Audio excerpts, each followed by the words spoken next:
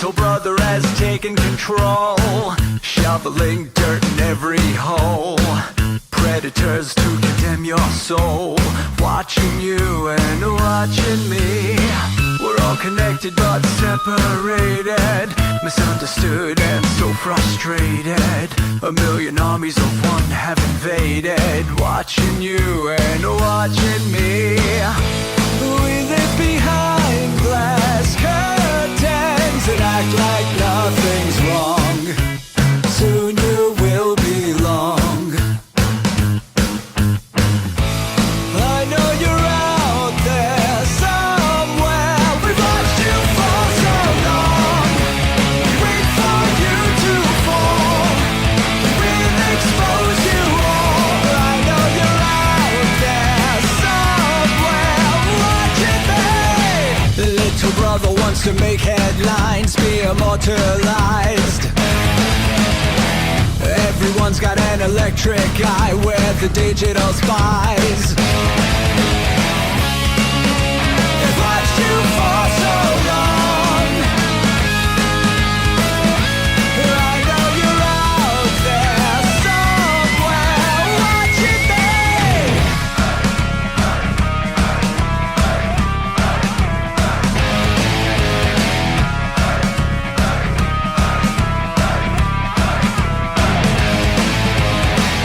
We the people have taken over. We the people are little brother, standing by to dethrone each other, watching you and watching me. Paranoid, the lens is our weapon, desensitized in our lust for attention, democratized by our voyeur obsessions, watching you and watching me. Slaves to perfection, don't let them project you as you are. Reveal your every flaw.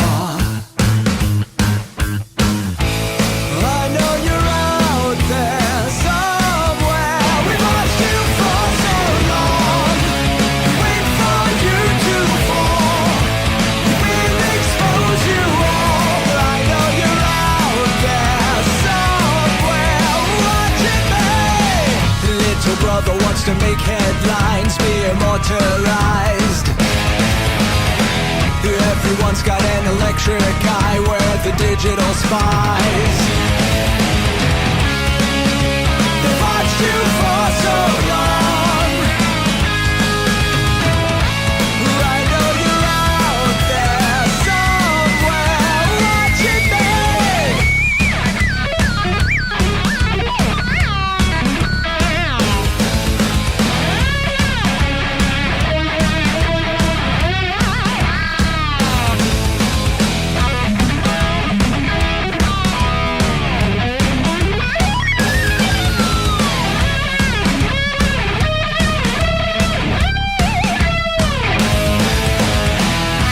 I know you're out there somewhere. This is the new totalitarian state. 1,000 eyes are waiting for you to break. Stay in line, don't make a mistake. We're watching. We watched you for so long. We wait for you to fall. We will expose you all. I know you're out there somewhere watching me.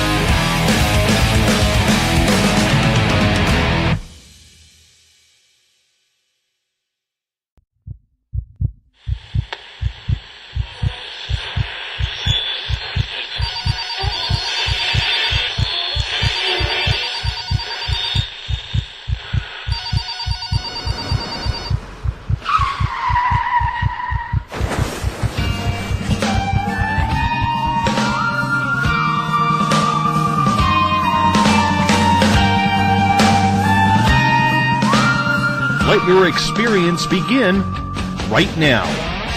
From high atop the mountains of British Columbia to you listening around the world, this is Spaced Out Radio. You can follow us on our website, spacedoutradio.com, on Twitter, @SpacedOutRadio. Give our Facebook page a like, Spaced Out Radio Show. You can follow us on Instagram, Dave Scott, SOR, or on our YouTube channel, Spaced Out Radio Show. Let us play with all our toys, they let us think that we're big boys, they let us make the louder noise, but women rule the world. They let us think we're Superman, that we're the only ones who can be strong, but we break on command, cause women rule the world. Buckle up, space travelers. It's time to go for a ride as we are live on Spaced Out Radio.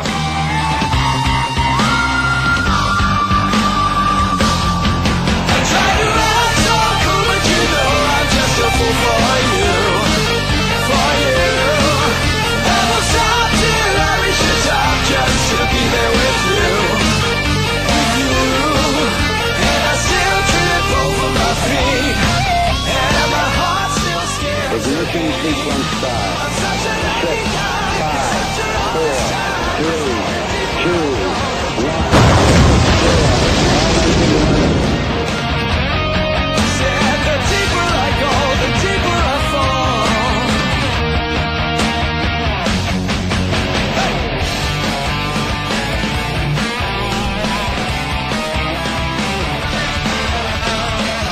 Good evening and welcome to Spaced Out Radio tonight. I am your host, Dave Scott, and thank you for listening in at spacedoutradio.com, on Spreaker, and on Revolution Radio as we welcome you to tonight's show as we're broadcasting live out of Uncle Jimbo's cabin right here in the Great White North, live on this Wednesday night, early Thursday morning if you're on the East Coast. Here at Spaced Out Radio, we broadcast every night of the week as we want to be your official one-stop shop when it comes to the supernatural, the cryptozoological, ufological, extraterrestrial, and so much more. If you like our theme music, you can thank the guitar god himself, Ron Bumblefoot Thal, formerly of Guns N' Roses. Bumblefoot is the man behind our music and the official sound of Spaced Out Radio. If you want to follow us on Twitter, you can do so at Spaced Out Radio. Give our Facebook page a like, Spaced Out Radio Show. On Instagram, I can be followed at Dave Scott, SOR. Subscribe to our YouTube channel, Spaced Out Radio Show. Find us on TuneIn, download our shows from iTunes, and of course our website is spacedoutradio.com. At this time, we say hello to everyone listening in the Revolution Radio chat room, on the High Plains Talk Radio Network, in the Spaced Out Radio chat room on Spreaker, along with our fans on Facebook at Euphoria Chronicles, Chronicles of the Unknown, Forest Moon Paranormal, and our flagship chat room, the SOR Space Travelers. If you haven't signed up for the SOR Space Travelers Club yet, it's time. It's $5 a month, and with that, your name gets entered into monthly prize draws, access to private group interviews, access to special sections on our website, and so much more. Hey, we're going to give you a hell of a lot more than just access to our archives. While at our website, you can read our latest blogs, check out Eric Markham's SOR Spacewire for your latest and weird news. We also have the SOR Sightlines Report. It's right there for you. If you've had an experience you can't explain, and you want it investigated by our researcher, Mikey Schmidt, and you should see his goatee. It's a good goatee. Just fill out the Sightlines Report, and we will get back to you ASAP. All your personal information is 100% confidential. Remember, if you're listening in on the Revolution Radio chat room, it is the largest non-profit online radio station going today. Visit Revolution Radio at freedomslips.com and donate today. After missing his scheduled appearance last week with strep throat, the ever-famous crypto guru is back on Spaced Out Radio tonight. Ronald Murphy is growing quite a reputation and name for himself in the cryptid world. He's an extremely talented author who's pumping out books as fast as he can get them written, and somewhere in between, he tries to do a little bit of acting. He's a father of almost all of his own personal Brady Bunch, and of course a doting husband to his wife Ashley. The crypto guru who, for the record and bragging rights, got his name right here on this show, is one of the most popular guests we have, because his eloquent romanticism of cryptids and the fairy world shows the passion in his writing, like in his On series. Ron is now a radio star across North America and now in the United Kingdom as well. Tonight, Mr. Guru, as he wants me to call him, no eye contact, just kidding, Ron, is going to keep us entertained. And he's going to get deep into the hauntings and scary stories of the paranormal leading up to when the veil is the thinnest. And of course, as per usual, if you're one of the people in our many chat rooms that follow us, there will be time for your questions as well. The crypto guru, Ronald Murphy. How are you, my friend? I'm great, Dave. Hello to you and all the fans of Spaced Out Radio. A little bit, just slightly hoarse still, but I am ready to give you the best gosh darn 3 hours I can give you. Well, you know what? It's always a pleasure to have you on the show with us because, you know, you and I, and this is what I love about this, man. You and I have basically both come from obscurity. You as a writer, me as a radio show host. We came together on this show because you had written a book on the faeries, and we wanted to do a fairy show way back when in 2015. And the way you've blown up and the way we're starting to blow up, it's kind of fun to watch, Ron. It really is entertaining. And I got to say, man, from all of our audience and myself, truly proud of you, man, because you work so hard and you've wanted this so bad to finally have all of your books start to take off. It's really, really remarkable to watch. Well, I appreciate that, Dave, and I'll tell you, I could not, and I tell everybody I come in contact if I'm at conferences or on other radio shows, I could not have done this without Spaced Out Radio, and I use the moniker of Crypto Guru. That's actually in my own personal website, cryptoguru.net. So that's going to be something that I want to keep with me. I wear it as a badge of honor and pride, and I thank you for that. And it is a lot of hard work, my friend. It is a lot of hard work to get to where we're at today. There's a lot of skeptics out there. There's a lot of people that really are apprehensive about the field that we talk about and the field that we so have a passion for. And to make any kind of foothold in this is saying something, but to have a popularity is saying something even more. But, you know, I count you as a dear friend. Whenever I was unable to make my last visit with you because of illness, I felt so bad because, if I'm not mistaken, I believe that this is the 20th time we've been together. I think that might be the case. If not 20, we're approaching 20 times. But you know, it's just one of those things where it's become so much a part of my life that, you know, missing the Spaced Out Radio feels like that I'm missing a kid's birthday. And we felt the same. I tell you, man, when all of a sudden I got the note from you the day before last week when you were supposed to come on, and you're like, dude, I don't know what to say. You know, I could feel how pissed off you were that you had to miss it, my friend. Yeah, without a doubt, because there's a continuity to this. That's the thing, is that as a writer, I actually feed off of not only you, but also your audience, because they ask some great questions. Actually, sometimes they ask such great leading questions that I have more questions than they have from a question they had posed to me. So, I mean, that leads me on a whole other way of thinking. And a lot of my books have come from, at least chapters have come from, some of the questions that your viewers ask. I gotta say, it's always entertaining because you are very interactive with the audience. Our audience loves you, and, you know, I'm so glad that I was able to get you on this week because what the people don't hear, Ron, is the conversations that you and I have had. And you've been preparing this Halloween show literally for a couple of months now. You've been so excited about it. So to get you on tonight, a week late, but you know what? No time like the present than to get it going. Before we get into all of that, you've been doing a lot of conferences lately. I have. I've been very busy.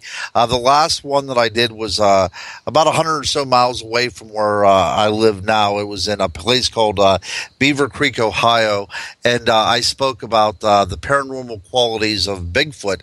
But yeah, my month of October is very busy. I've been doing sometimes 2 or 3 speaking engagements a week, which really is really killing my throat. That's one of the things. Plus, I've taken up a little of acting as well too. So there's so much stuff going on. Of course, expectantly, October is going to be a busy month for anybody that's in this field. But I've been doing a lot of talking. I've been getting out there and meeting the people. And one of the things that I'm amazed about is, you're over there in Canada, but I get a smile on my face whenever somebody comes up to my table and they introduce themselves to me and they say, "I heard you on Spaced Out Radio." And it happens to me. It's getting to be more and more frequent now. And that's something that I take pride in because this is my home. This is where my seed was planted and I germinated and I bloomed into what I am today was because of Spaced Out Radio. So I always give it my best whenever I'm on this show. I want to impress you. I want to impress your fans. First and foremost, I am a fan of the paranormal. I have a passion for the paranormal. So I really do truly care what your studio audience, what your audience thinks and what they have to say, because I learn from them as much as they learn from me, I can assure you. Well, you know what? I am going to be speaking in just a couple of days at my first conference. And I have to tell you, I'm excited, I'm nervous, and I am feeling good all at the same time because it's rare that I get a couple of days off where I can get away and to be able to hang out and meet other people at the Forest Moon Paracon in Washington State this weekend. I am very excited, and I didn't know up until recently that they jammed me as the last speaker of the night. So, I've got the headlining act here, and I'm a little nervous about that, Ron. You got any advice for me? No, glory in it, my friend. This is what you need to start expecting to happen to you whenever you're invited to these conferences. People come out to see you now, and they want to hear what you have to say. I spoke last at the conference that we just had in Ohio, and I'm very proud of that fact that people wait around for an entire day to hear what I have to say. And I wish I was closer because I would be out there to see you as well. But I say that you know what you have to talk about. You know your field. You are one of the most knowledgeable people in the realm of the supernatural that I've ever spoken with, and you'll do just fine, believe me. Thank you. I'm looking forward to it because I just really am excited to get out there and meet some people and meet new people who maybe never heard of the show but are looking for that home because they're an experiencer. I will be talking about how important the experience is because, Ron, I think there's a lot of people, and I've done well over 600 shows now on Spaced Out Radio. And I think there's a lot of researchers out there who are so adamant about getting that piece of film or that photograph or getting government disclosure that literally we have forgotten about the importance of the people having the experience. Have you noticed that as well when you've spoken at conferences? Oh, absolutely. The paranormal is very subjective. Some people can go in and think that a place is haunted while somebody else has a completely different experience.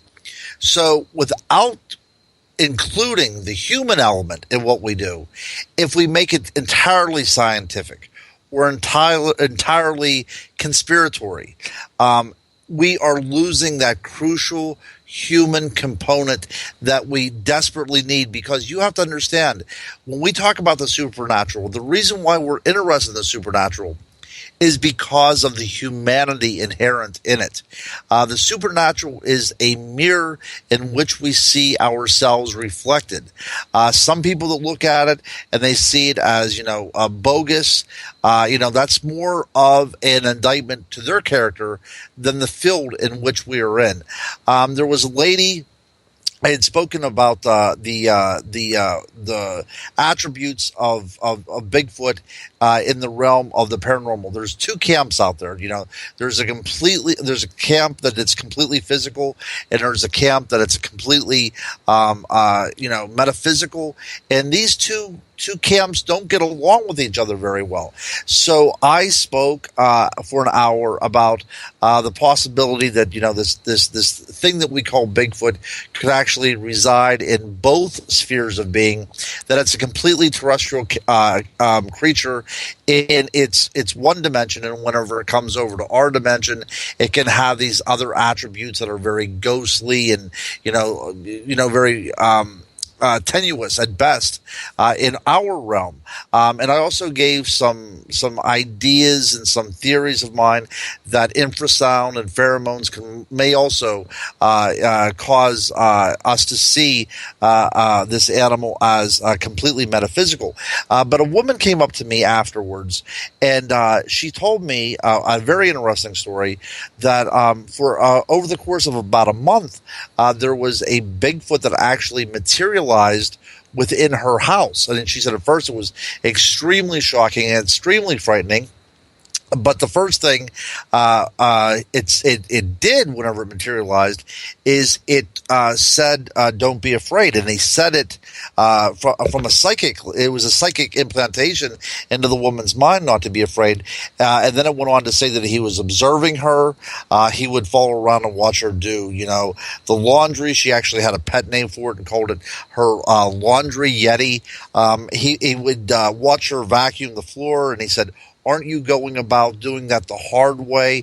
So it was a very interesting experience that this woman had. Now, if I did not have an open mind, I would immediately say that she was delusional. But I spoke with her at length, and I could see that she was very earnest about this. She had to tell somebody, and she had nothing to gain from the experience. And I could tell that she was emotionally touched by this experience, like a few people that I've seen before.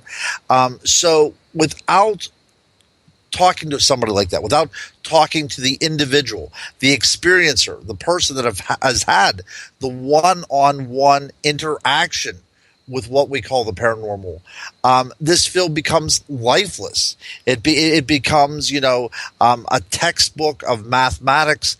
It's about numbers and theories, and it's not about human emotion and the human quest for what is beyond our own selves.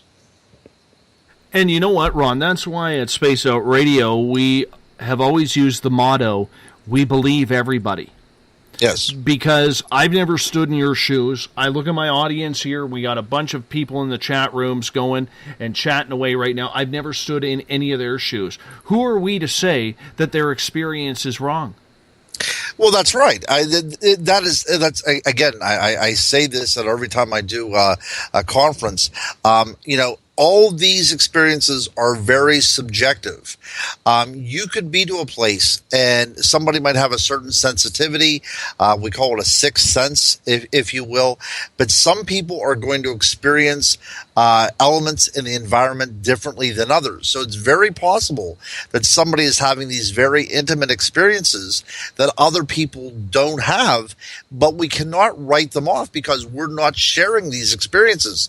Just because we don't feel what they feel does not mean that these people are not having very genuine experiences. I do have to ask you, because we're right in the heart of this thing now. What is your take on this whole clown apocalypse thing that is going on? Because I think it's absolutely ridiculous. Not only do I hate clowns, they scare the living crap out of me. Okay, but that's on a personal note. But on a public note, this is just getting really out of hand quick, don't you think? Oh, it is. I personally don't like clowns either, ever since I've been a little kid. I remember my mother taking me to a circus for the first time whenever I was just a wee child. I probably was only about maybe 4 or 5 years old. So it's one of those memories that I have where images just kind of flicker in and out. But one of those images was, these clowns doing what was supposed to be funny things. But I think anything that a clown does is very, very frightening. They're duplicitous, aren't they? They're two different things in one form. So I've always had this. I've always looked at clowns from a very suspicious standpoint. I don't know what they're up to, and that's just my personal take. But I think it's because they are so creepy is why people are experiencing them as omens or something to fear. They become the place marker in today's society for everything that scares us about, whether it's, child abductors or, prowlers or peeping toms, what have you. These clowns now are the stand-ins for all the other boogeymen. They become a collective part of our society. Now, I don't think they're quite to the point that they have become archetypes, but that kind of thing can happen. We've seen that happen with zombies. Zombies have now become archetypes in the 21st century, and it's very possible if this clown hysteria continues, they will become the archetype for things that go bump in the night. But I hope that doesn't happen, because that's really cheapening the idea of the Jungian archetype. But the clowns, that happens in Pennsylvania. I do a radio show regularly in the UK, and they're having clown problems over there as well. It's one of those things where, and this happened before Stephen King's It, too, by the way. This actually happened about a half a decade before the book came out. So this has been with us for quite some time. So it's just not media that has projected that out there into our world. But my take on it is we're getting close to Halloween. The clowns are, it is a person that is appearing to be something that it's hiding its identity for whatever reason. That is scary. And think about the turmoil that's going on in the world. I mean, we have two clowns running for president down here in the United States. It just becomes one of those things where the clown is becoming the catch-all for all the other stuff that's going on around in the world.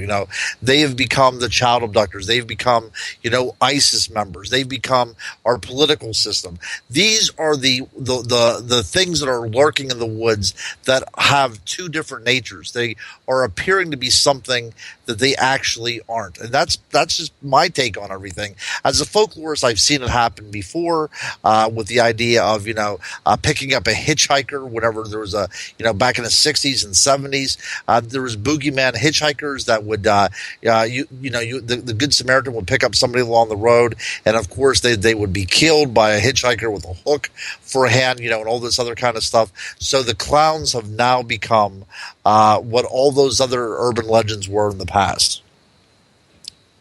Well, you know what? Here's the one thing that fears me about this is with the open carry law in the United States and with the right to defend your property, the brash and brazenness of these people who are dressing up like clowns and literally attacking and groping people, let alone carrying knives and swinging them at people. And there is no age limit on this. It's been done to the old. It's been done to little children. Seems to be no rules on this, and I'm just wondering when the clown shootings start. People are going to die over this, and if the police don't get this under control pretty quick, it could get very ugly. Right, and that's what is happening. That's really the startling thing about this. Talking about urban legends and starting to talk about the development of archetypes is one thing. And it's another thing to talk about idiot teenagers that are dressing up like clowns to not only tie in with the clown craze, but also add to it. And they're going out there dressing like clowns, and somebody is going to get shot. Now, there was somebody that actually did get shot here relatively recently. And it's going to happen more and more because there is, the right to defend yourself. Now, not every state has open carry laws. I don't think there's going to be very many clowns appearing in the state of Texas. I think that would be a mistake. But you do see them in suburban areas, in the places that are a little bit more, liberal, like in New England states. In Pennsylvania, there's a lot of clown sightings, but we have pretty stringent rules regarding firearms. So this is one of those things where you're going to see people pushing the limits of this, and somebody is going to start taking the law into their own hands. Walmart in my area will not sell clown outfits. A lot of schools are putting on prohibitions that kids cannot dress up as clowns. So we see this filtering down now, that people are understanding that if they see a clown out there, it's posing some sort of threat to them, and people will take the law in their own hands after a while, most assuredly. I don't like it. My audience makes fun of me about clowns and gnomes every show. And it didn't take more than 10 minutes tonight before Trip in the Spaced Out Radio chat room on Spreaker decided to bring it up. I got to tell you, Ron, these gnome things they're freaking me out as well. And, I realize we're not getting into the land of the gremlins and goblins and everything like that. But these gnomes, they scare me just as much, man. That's right. Well, I'll tell you what, if we're going to be talking about Halloween tonight, we inevitably will be talking about goblins and the other things like that. So, yeah, rest assured we will be talking about that. Oh, damn you. Damn you. Yes. But I will tell you this, Dave. How about this? What would happen if you would see a yard gnome dressed like a clown? Oh, you know what? Don't even get it started, because in the Spaced Out Radio SOR Space Travelers chat room, they're going to be posting pictures of that crap now. All because you mentioned it. They're going to be posting every night. I get it. They rib the living crap out of me over this. And, I laugh about it. I really do. But it's a lot of fun. I do want to get, though, because I'm going to change topics, because I want to get this show started and get on the right foot here. Because you and I could talk forever just about anything. My wife and I, we went up into the mountains a couple weeks ago because we're prepping for winter up here, and we have a wood stove that we like to use to heat our house, so we had to go get some wood. And we come up on the mountain. The mountain's called Mount Timothy, and we're driving around. We go on this logging road, and there is like this cathedral of trees on both sides. Like the trees, Ron, they're probably 50, 60, 70 feet high. Big, big trees. And as we're driving up, my wife is quite empathic, and she is like, I don't like this area. Something feels off. And sure enough, we both got out of the vehicle. Didn't see anything, but it was just that weird energy that you feel like, maybe I shouldn't be here. So we quickly tell, us being spiritual people, we quickly tell the forest and everything and whatever's there out loud, we're just here to get a dead tree, because up here they want you to take the dead trees down and use them for firewood, because otherwise there's a higher chance of forest fires. That's what creates the forest fires, is the dead wood. Anyways, my wife was so scared in there that she wouldn't even allow our little guy out of the truck. She just felt that there was something there. And her and I literally stood together, and we were going over everything that we have seen to try and figure out what energy it was. It did not feel like Bigfoot. I've seen Bigfoot. I know what Bigfoot feels like. It did not feel extraterrestrial. Both my wife and I have had contact. It did not feel paranormal, like there were spirits of Indians or any type of person up on the mountain looking at us. Didn't feel like that at all. It didn't feel like any wild animals, and in that area we have everything from wolves to black bears to cougars to moose to deer. Didn't feel like that at all. And so after we chopped down the tree and we loaded it in the truck, we went to a different section, about another quarter mile down before we could turn around on the trail.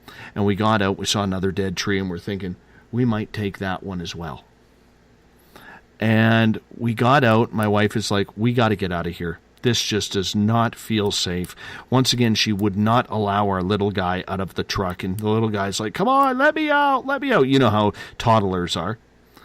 And I can literally say, for the first time in my life, I was, I'm meditating. What is it? What is out there? And for the first time in my life, I had the image of a dog man appear in my head. Wow, man. Wow. I could not see it. I didn't know. I had a feeling of where it was in the vicinity, but it was that eerie feeling, Ron, that you were being watched by something that was just out of your sight lines. And like I said, I have felt the energy. I know what it's like to be around wild animals and some of this weird stuff.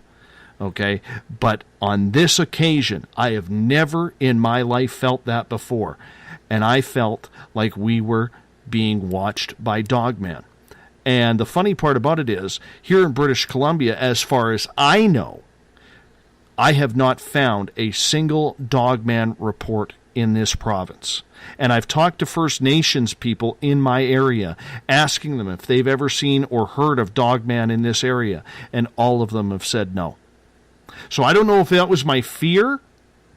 I'm not saying it was 100%. I don't know if it was my fear that conjured that up, or if it was an actual instinct that that's what I was picking up. I'm leaning towards the instinct because I've been right before. And when I felt something, it was there. So that's what I'm leaning towards.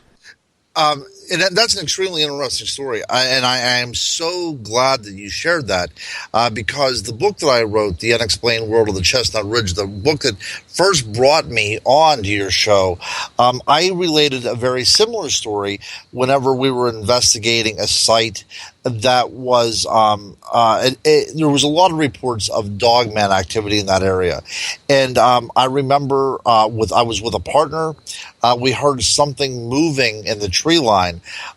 Neither one of us saw what it was, but we both had the exact same image within our mind. After we got out of the woods and we got back to civilization, we compared notes, so to speak.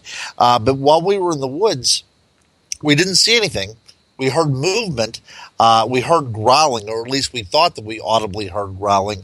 But within our mind, we knew that it was a dogman creature. We knew that it had, intense red eyes. We knew that it was bipedal. We knew that it had fangs, and we knew that it meant to do us harm. And I am coming to the conclusion as a researcher that a lot of these things that we call cryptids are hardwired into our humanity. It's part of our DNA, that we've been encountering these creatures for, thousands of years. We know to avoid them. And it's very possible that one of the reasons these creatures stay elusive is they are able to project images for territorial reasons, so that there's no confrontation necessary, but they are able to project images into a person's mind through the use of infrasound or pheromones or both in order to get you out of an area. Now, some people could say that these could be psychic implantations. I have no problem with that whatsoever, but I want to look at it first from a scientific point of view because, of course, that's the first way you'll be scrutinized. But the idea of psychic influences, as I've said, I have no problem with that theory either. But I've had the exact same encounter that you have, 3,500 miles away, which I find extremely fascinating. Now, my wife, whenever we're out in the woods, she will get these feelings as well. Many more times she's had the feelings than I had. But I think it's something very maternal. You had a young one with you.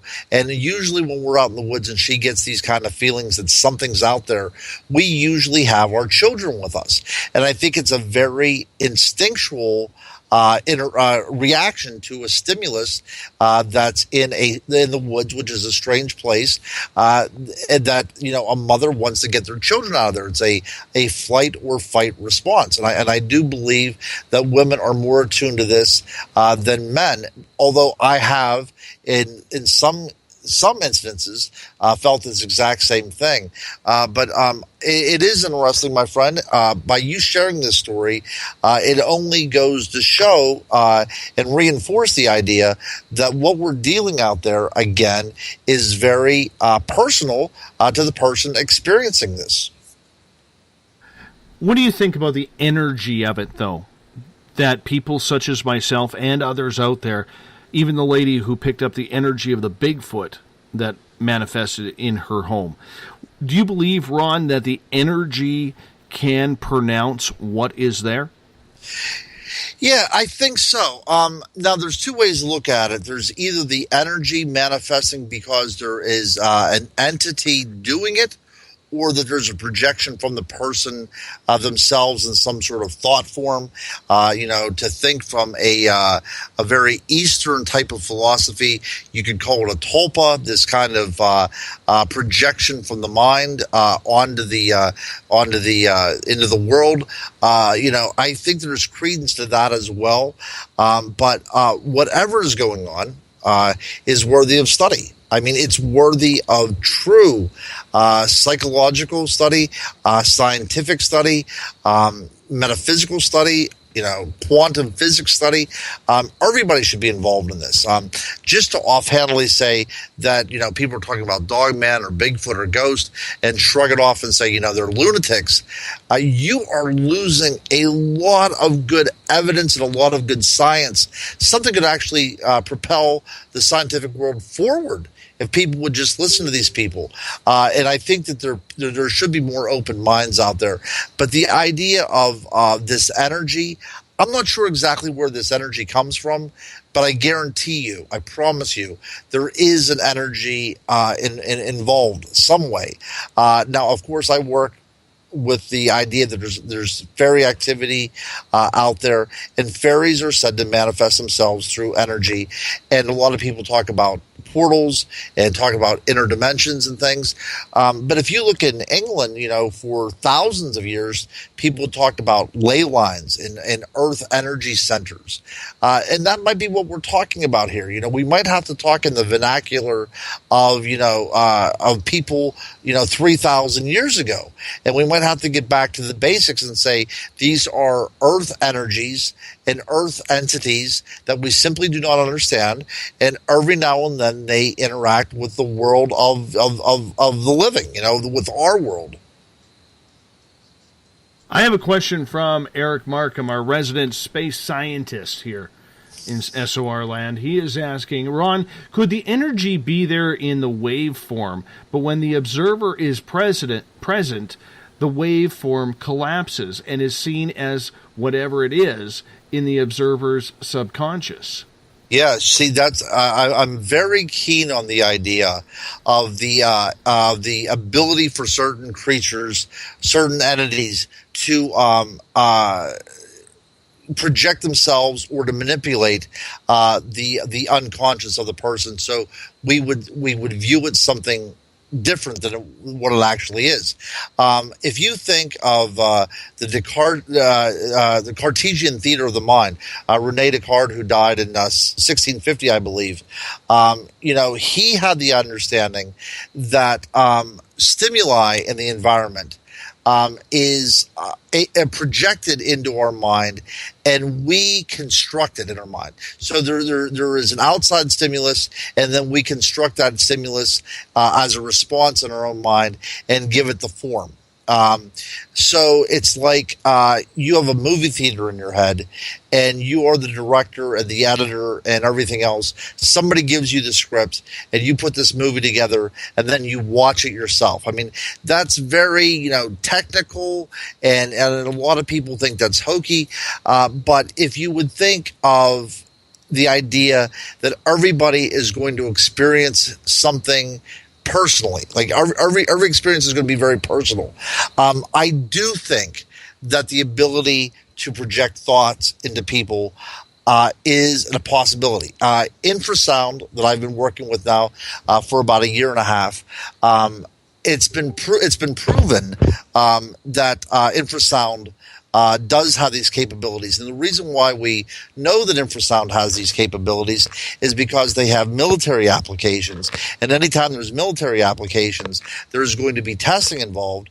And testing on infrasound has proven that people have what you would term paranormal experiences. Also, pheromones is capable of influencing the way a person perceives the world around them.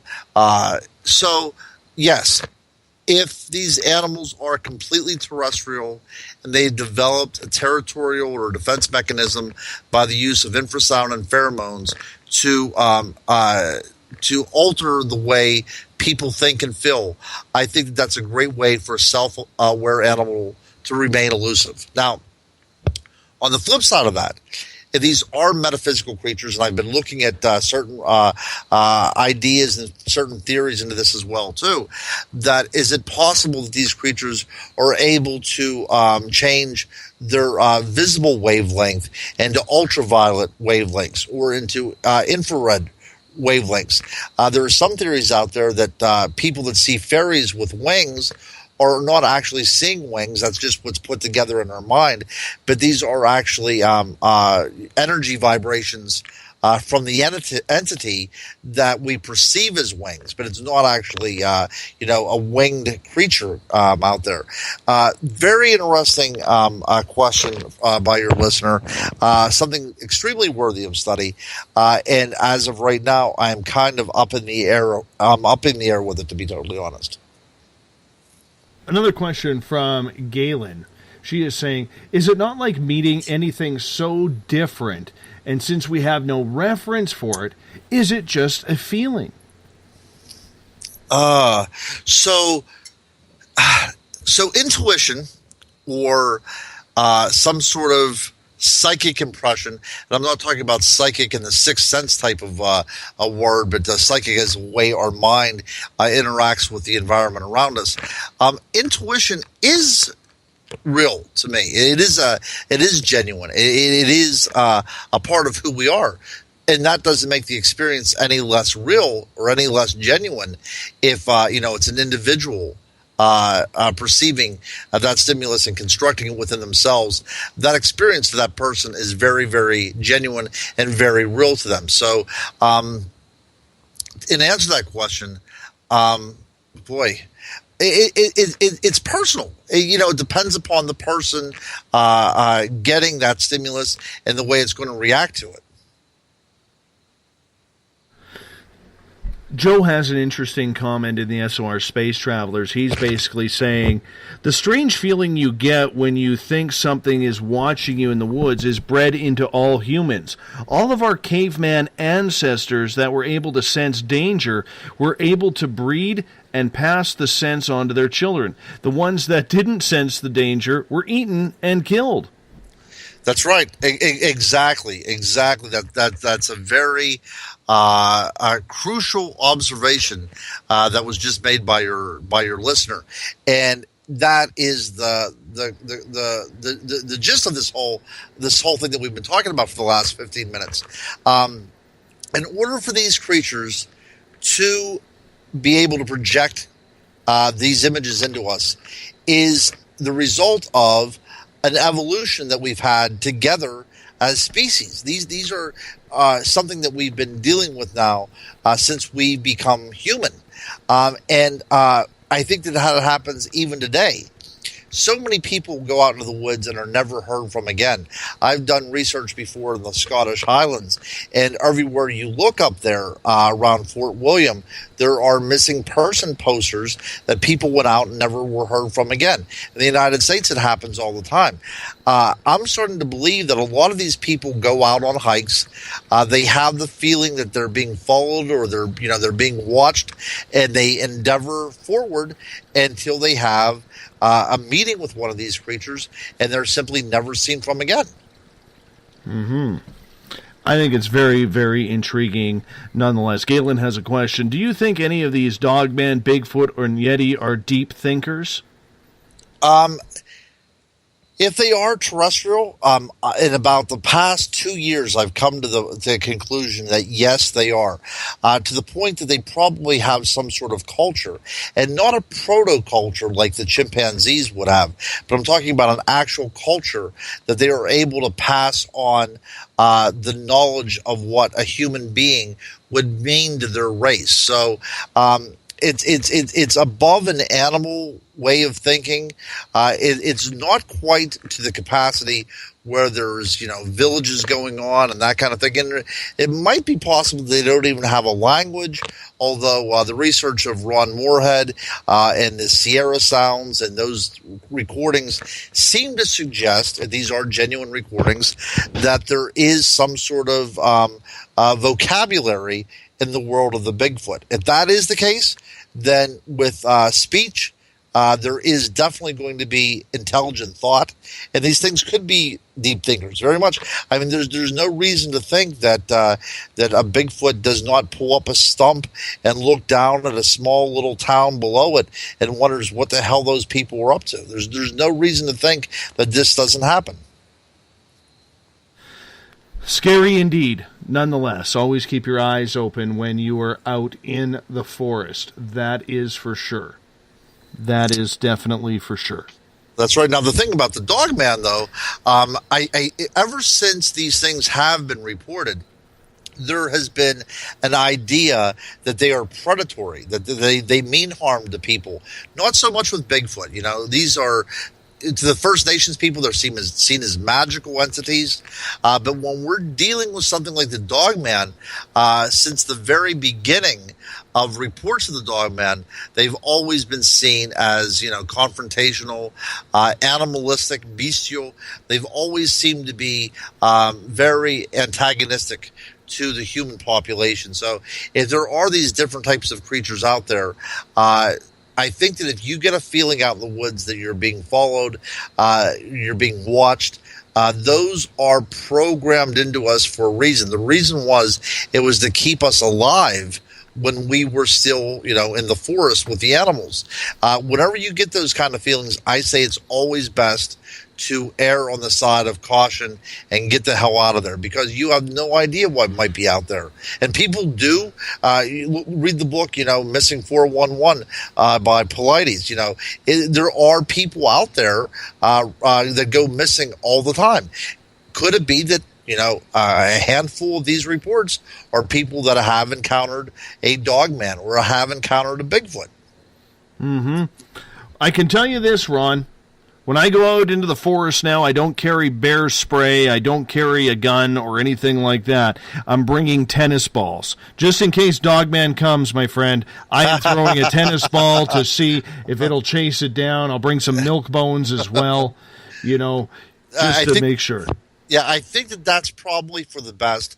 But I will tell you this, as part of my research, I found out that nobody has been reported missing that has a firearm on them. Now, this is interesting, and it doesn't really have to do anything with, because you have a gun on you, but it might have to do that these animals are so in tune with who we are as humans, that whenever the advent of the gun came around, that these creatures knew that this was very dangerous to be around. And I think that a lot of animals do sense that.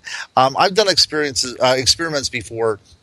Whenever I would walk through the woods and observe animals, birds, rabbits and squirrels and such. And if you walk through the woods and you have no weapon on you whatsoever, there's a tendency to see more animal activity for whatever reason. Now, I'm not a gun owner, but I did have, I borrowed a pellet gun off of my father to see what kind of effect that would have. And I've noticed that if you go through the woods with a gun of any kind, the animals seem to sense that the energy has changed in the person that's out there in the woods. And this might be something that's very similar with a Bigfoot and a Dogman. If they have followed us, if they've been evolutionary with us, it's very possible they've seen the advent of the gun and the damage that the gun can do. So they have kind of passed that on as part of their culture, again, or referring to what I had talked about earlier, and they stay clear of people that have these guns on them, and that's why none of these people show up missing. Gail wants to know, do Dogman sightings take place in the daytime, or is it just at night? You know what? The majority of the Dogman sightings that I have heard have taken place, oddly enough, during the day. People see these things in the early morning hours or the evening hours. I have read reports of Dogman visiting campsites and being seen at night around campfires. But the most obvious dogman sightings are seeing them in almost broad daylight. In Ligonier, Pennsylvania, only about 8 or 12 miles away from where I live, there was a daytime sighting in the summertime of a creature that was standing at the wood line watching people unload a car. So people are seeing these things in the daytime, and they seem to be the opposite of Bigfoot behavior. A lot of researchers think that dogmen are misidentified Bigfoot. I don't see it that way. I see them as two completely different creatures, and it seems they have two very different patterns of behavior as well. Question from one of our Australian listeners, Steve. Aussie Steve is asking,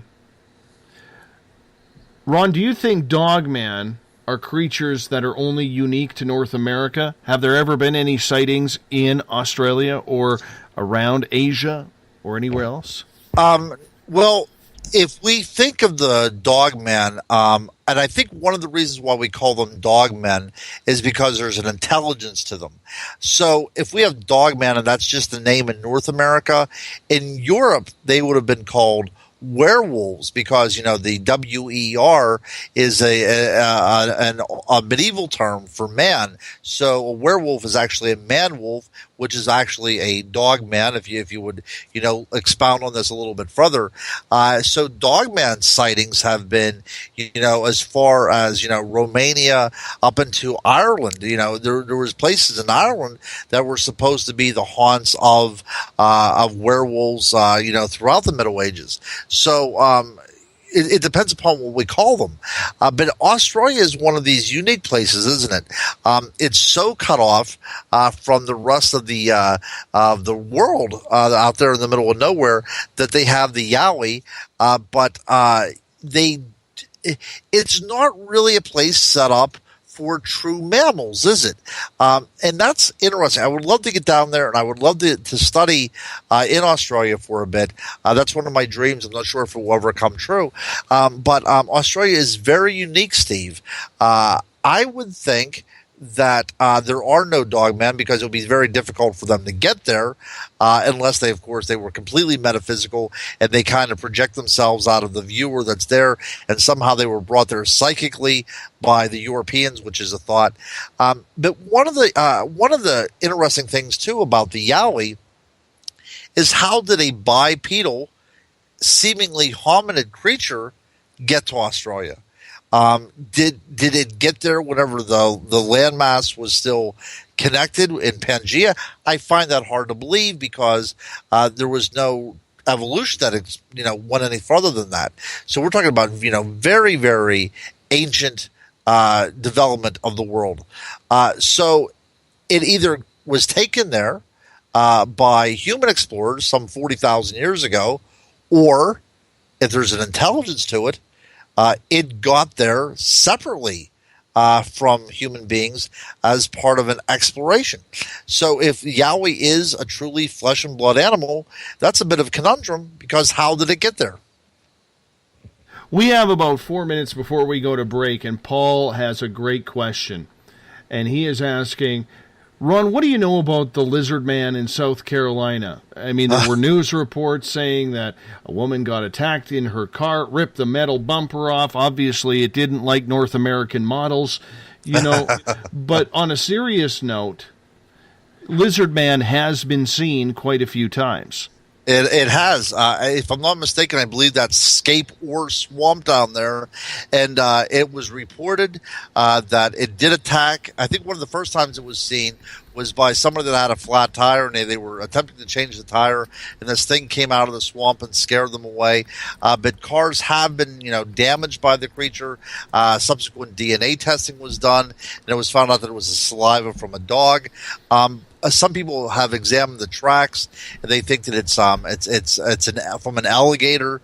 But what's curious to me about the lizard man, and of course I don't call myself an expert in any way concerning extraterrestrials, but the lizard man of Scape or Swamp seems to be very curiously similar to the reptilians that people talk about witnessing in the extraterrestrial realm. So I think that's one of the things that people have to consider as well.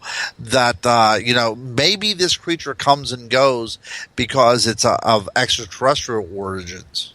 Mm-hmm. I think it's awesome. We got 2 minutes left. I got a good story coming up for you right after the break.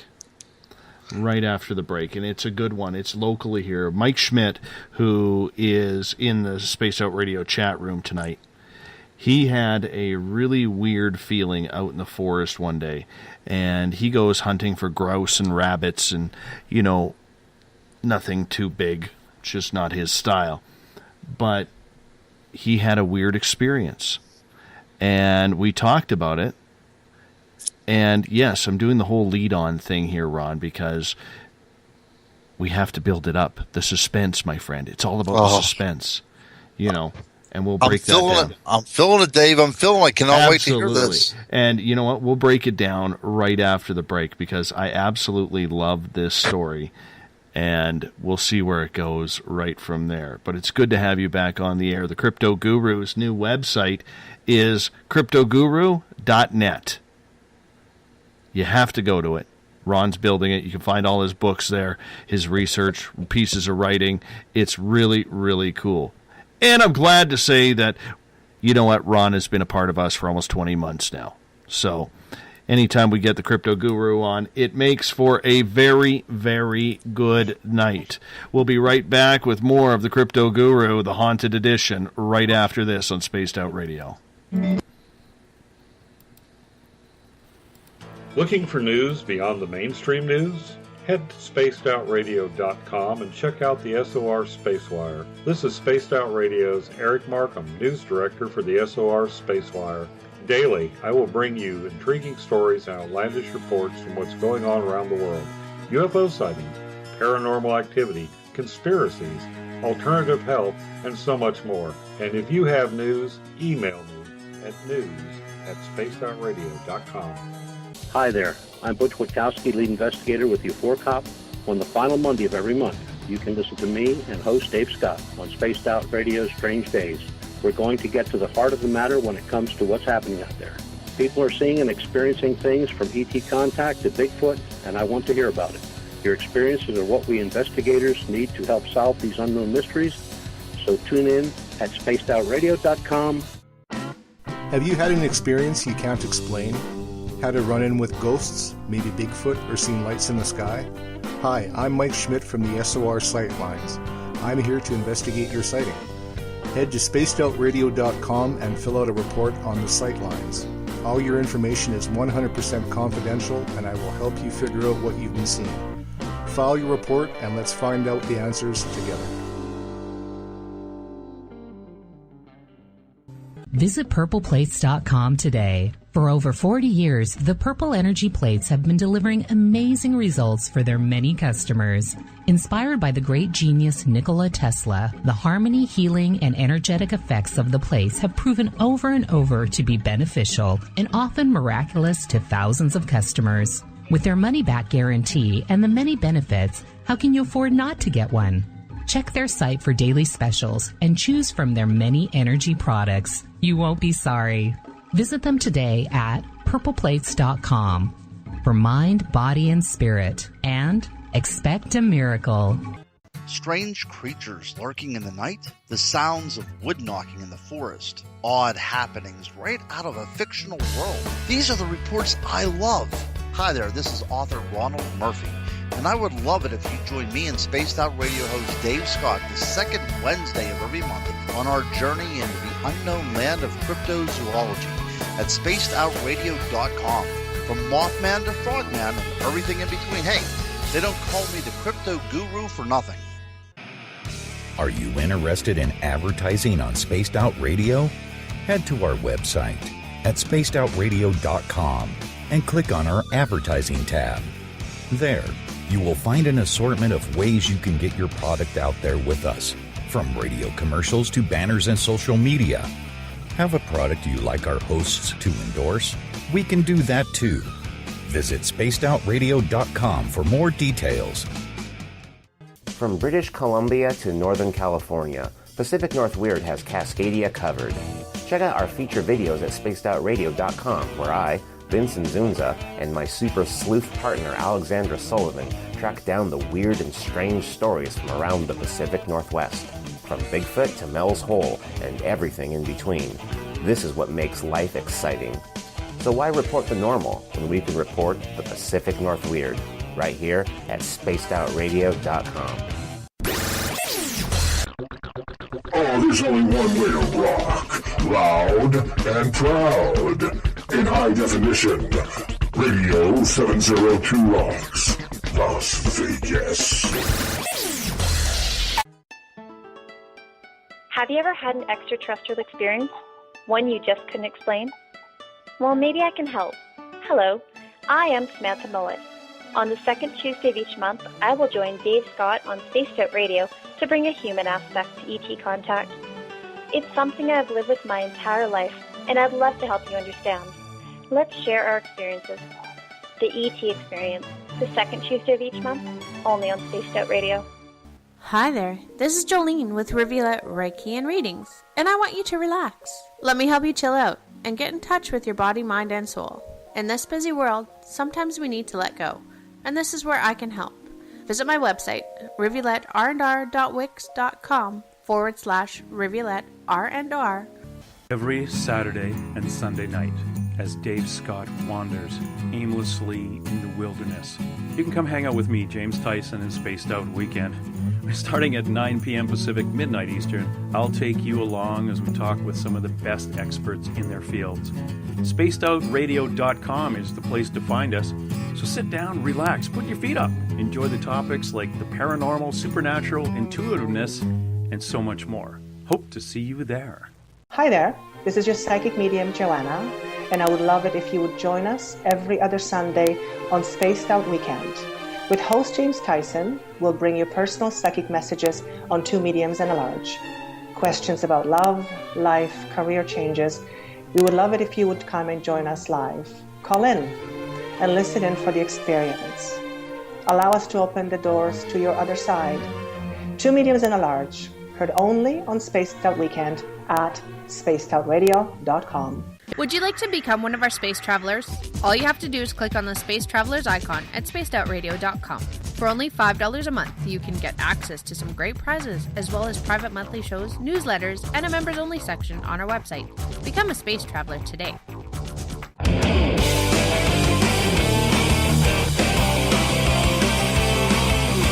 Do you have a topic or a guest that you'd like to hear on Spaced Out Radio? Let us know at spacedoutradio.com, where you can sign up to become a Space Traveler member today. Or you can find us on Twitter at Spaced Out Radio and on our Facebook page, Spaced Out Radio Show. Welcome back to Spaced Out Radio tonight. I know Gloria is liking this one. It's always good. That's her favorite Bumblefoot song. Bumblefoot is the official music of SOR. If you are listening on Revolution Radio, remember it is a donation station financed by you, the valued listener. Do us a favor, head to freedomslips.com and donate today. Bill Cardwell has set the password in the SOR Space Travelers Club. If you remember, here it is, Kabbalistic. Kabbalistic is your password for tonight. Make sure you use it wisely, Space Travelers. If you want to follow us on social media, you can do so at Spaced Out Radio. Give our Facebook page a like, Spaced Out Radio Show. On Instagram, I can be followed at Dave Scott, SOR. Subscribe to our YouTube channel, Spaced Out Radio Show. Tune us in on TuneIn. Download this show and others on iTunes. And our website is spacedoutradio.com. While there, you can sign up for the SOR Space Travelers Club. It is only $5 a month. With that, you get access to a private section on our website, access to private group interviews. You also get your name put into monthly prize draws. You can also read up on our latest blogs. Check out the SOR Space Wire by Eric Markham, our resident preacher. As well, sign up for the SOR Sightlines Report if you've had a weird sighting that you can't explain and would like us to investigate. Mike Schmidt is waiting for your report. Tonight we got the Crypto Guru back.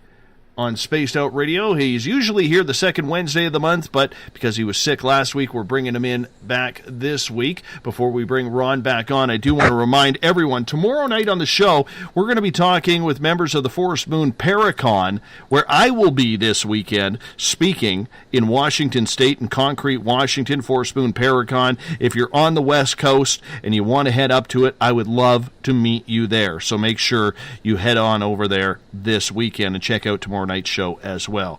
Crypto Guru, good to have you back. Hey man, my throat's feeling good for hour number 2, but the time is flying so quickly. Yes, it is. Yes, it is. Before I continue with our story here, I do have a question. This one coming from the Revolution Radio chat room.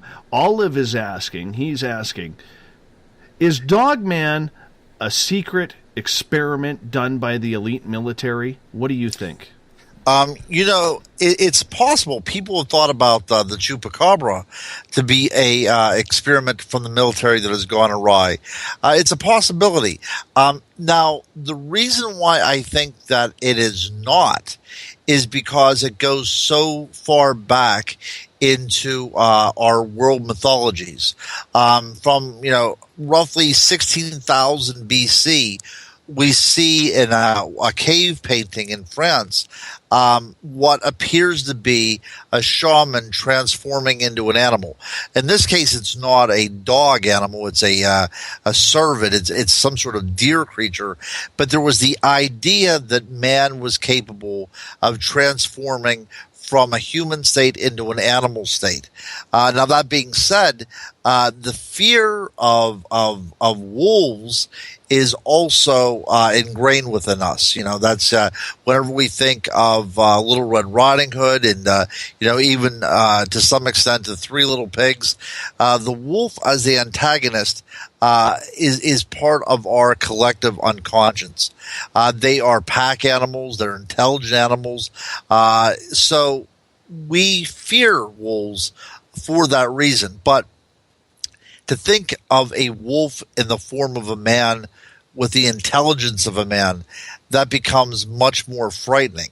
I would not put it past the military to do some sort of hybridization and trying to bring in some sort of animal qualities to a man and make them a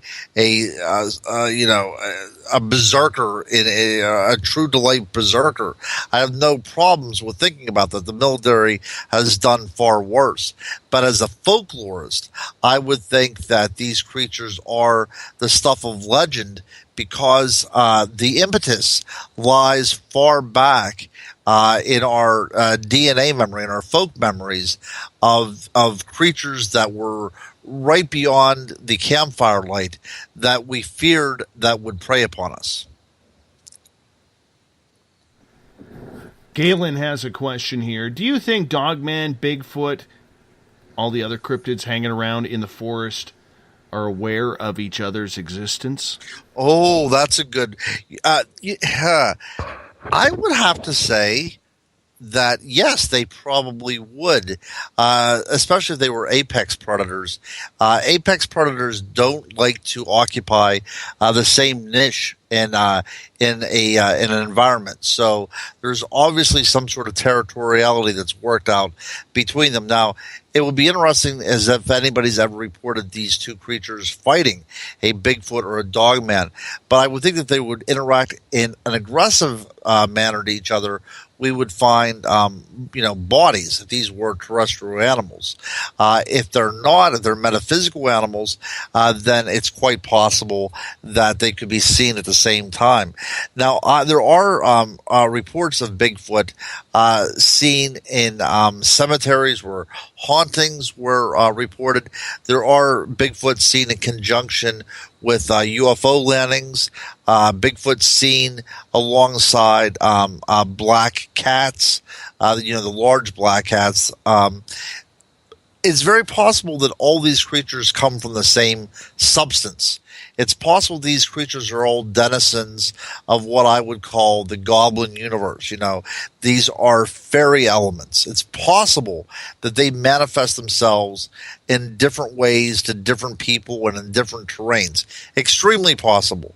But until we know definitively what these things are, we must all keep an open mind. But in my research, I've researched areas where Dogman and Bigfoot were both seen, and you do get different results. You get howls and you get wood knocks, but I've also experienced the growls in the woods that were typically canid. And we also experienced one time we were unable to get any kind of prints because we were in an area that's very prone to flooding. So the evidence that we would have collected would have been very difficult to get because it was a flooded time. But there was a sandbar in the middle of this river, this overflooded river, that was exposed, and there were what appeared to be bipedal dog tracks that were somewhere around the neighborhood of probably 12 inches long, something along those lines, and it was shocking to see.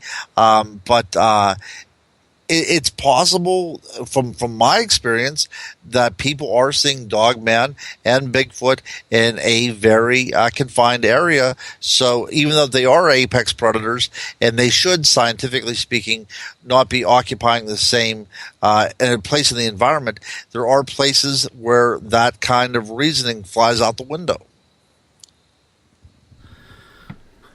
I want to get to the story that I was teasing you about. Oh, I've been waiting for this, Dave. Yes. I've been waiting for this for 10 minutes. I know. It happens sometimes. Now, you want to get the questions in from the audience because that's always important in their opinion. Now, you said this is from Mike Schmidt, correct? Yes. The third baseman for the Philadelphia Phillies? He's got a way better goatee, this one. Okay. Anyways, Mike is around here. He's a hunter. Okay, he goes out into the woods and he likes his grouse and his rabbits. Doesn't really go after big game. He's not a sport hunter by any means or anything along those lines. And one of the areas where he likes to hunt is on a private piece of property that he has permission to hunt on. And apparently there is one giant bear on there and one massive cougar that seems to be patrolling, where this gentleman's grown children will not even go hunting in that area because there's just some weird things that happen. There's an old cabin way in the woods that Mike says every now and again it just feels weird in there. So I've kind of been warming him up as he opens up spiritually as well. And one day he said he felt like he wasn't alone, and he actually heard a voice. And I said, well, maybe it's the resident of the old cabin. He actually brought that up, and I said, well, maybe it is. I said, do me a favor. I said, bring a can of beer out with you, or a bottle of beer. Make sure it's sealed. And what you do is you make that spirit, or whatever it is out there, an offering. So the next day he goes out there, he brings a can of beer with him, and he puts it on this old trap that is sitting on a tree. And he explains to the old guy, or whoever is there, he thinks it's the old guy in the cabin. He explains, he goes, I bet you haven't had a beer in a while, so I'm out here, I'm not here to bug you or anything like that. Have a beer on me, basically. So he put the beer can on this old trap. And then what he did was he raked around the tree where that trap was. Okay? And he didn't open the beer so animals could smell it. He just pulled the tab up just a little bit, showing the guy how he would open it. Well, lo and behold, he goes back into that area, and that can is gone. And there is no footprints around because he raked the area to see if anybody would step up to try and take it. There is not a single footprint around. And Mike says, basically, the feeling he has going into that area now is of pure peace, and there's nothing weird about going in there anymore. That's a great story. And these stories of offerings is becoming more and more popular, if you will, because people are seeing that the domains that they enter, these forested domains, may belong to residents of some kind, whether they're ghostly or whether they're cryptid or what have you, and people are starting to leave behind offerings of goodwill, and I think that's essential. So whatever took the can, and I'm sure that a raccoon is not going to pick up a can, and nothing is leaving footprints. So whatever it was, obviously accepted the offering, and allowed the passage of Mike from here on after. He had no, premonitions that, something was following him or that he wasn't wanted, correct? It was as if the forest of that area had left on its guard and allowed him to pass because of that offering. He did receive a gift back. I for some reason, it's just on the tip of my tongue. I just can't remember what it was. I'm just waiting for Mike to respond what the gift was, but he did receive something back that he was quite shocked. Wow. You see, I would love to hear that story, because people do occasionally receive something back. It's usually something from the natural world, a stick, a pine cone, something like that. He got 4 pieces of quartz.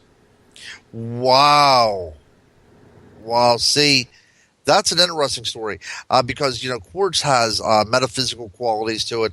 The First Nations belief systems in those types of minerals is something that is seen with magical properties. So that is very strange to think that one of these stones believed to be imbued with magical properties was left behind. That is one lucky man, my friend. Oh, exactly. And you know what? I fully believe that finding 4 pieces of quartz all of a sudden sitting on top of this trap, and once again, no footprints around. And Mike is an outdoorsman. He is literally outdoors every single day wandering the forest.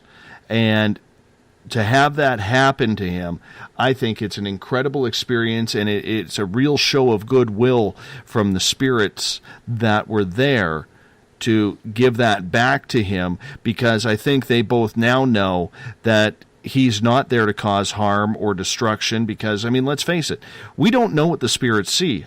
And if they're seeing like you and I see and everyone else see, and they see a big husky guy with a great big goatee, walking through the forest with a shotgun, the spirits are going to get weary. What is this guy doing with a gun on our property? And the peace offering that was made, and reciprocated, I think has cleared the air for him. I think he's safe in that area now. I feel the exact same way. I've told you before in the program that if I would take out children or if I would take my wife, the results that we get on research expeditions is far different than if I would go out by myself or if I would go out with a group of men, because men naturally put out into the environment not aggression, but they put out that there is testosterone in the area, and this can lead to confrontations. And I truly believe this kind of thing. But whenever you take women or children, there is a different sense in the air.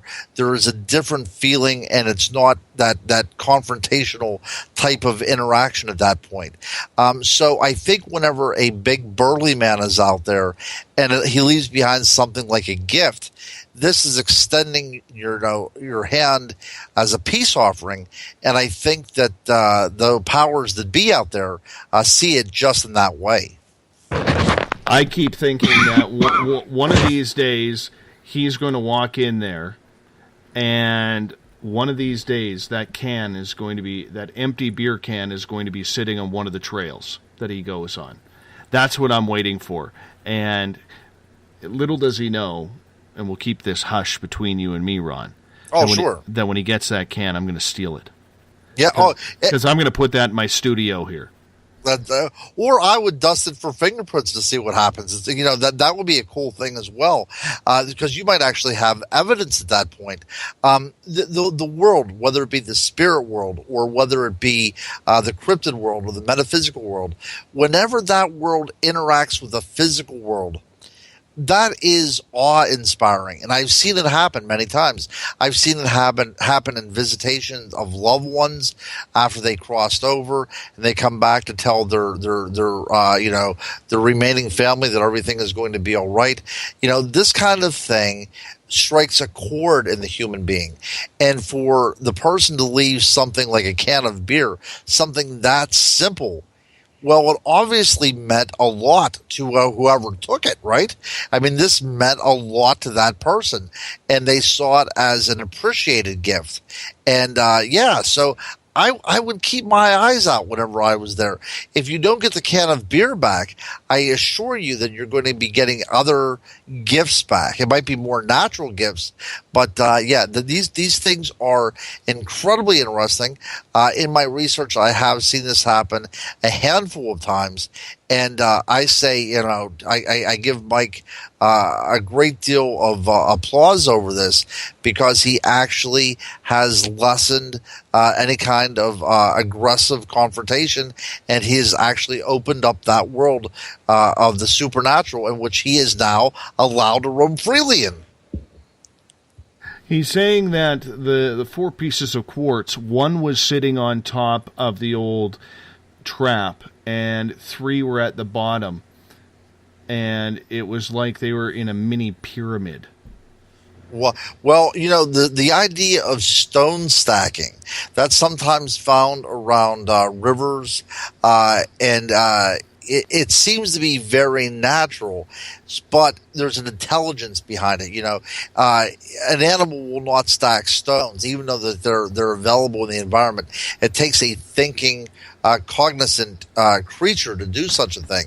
The idea of something like quartz, this is just not a river rock. This is something that was actually sought out in the environment and gathered and then strategically placed to be found. So in essence, what was going on is whoever took the can of beer went to some troubles, to some lengths to say, hey, thank you very much, my friend, and here's what I have for you.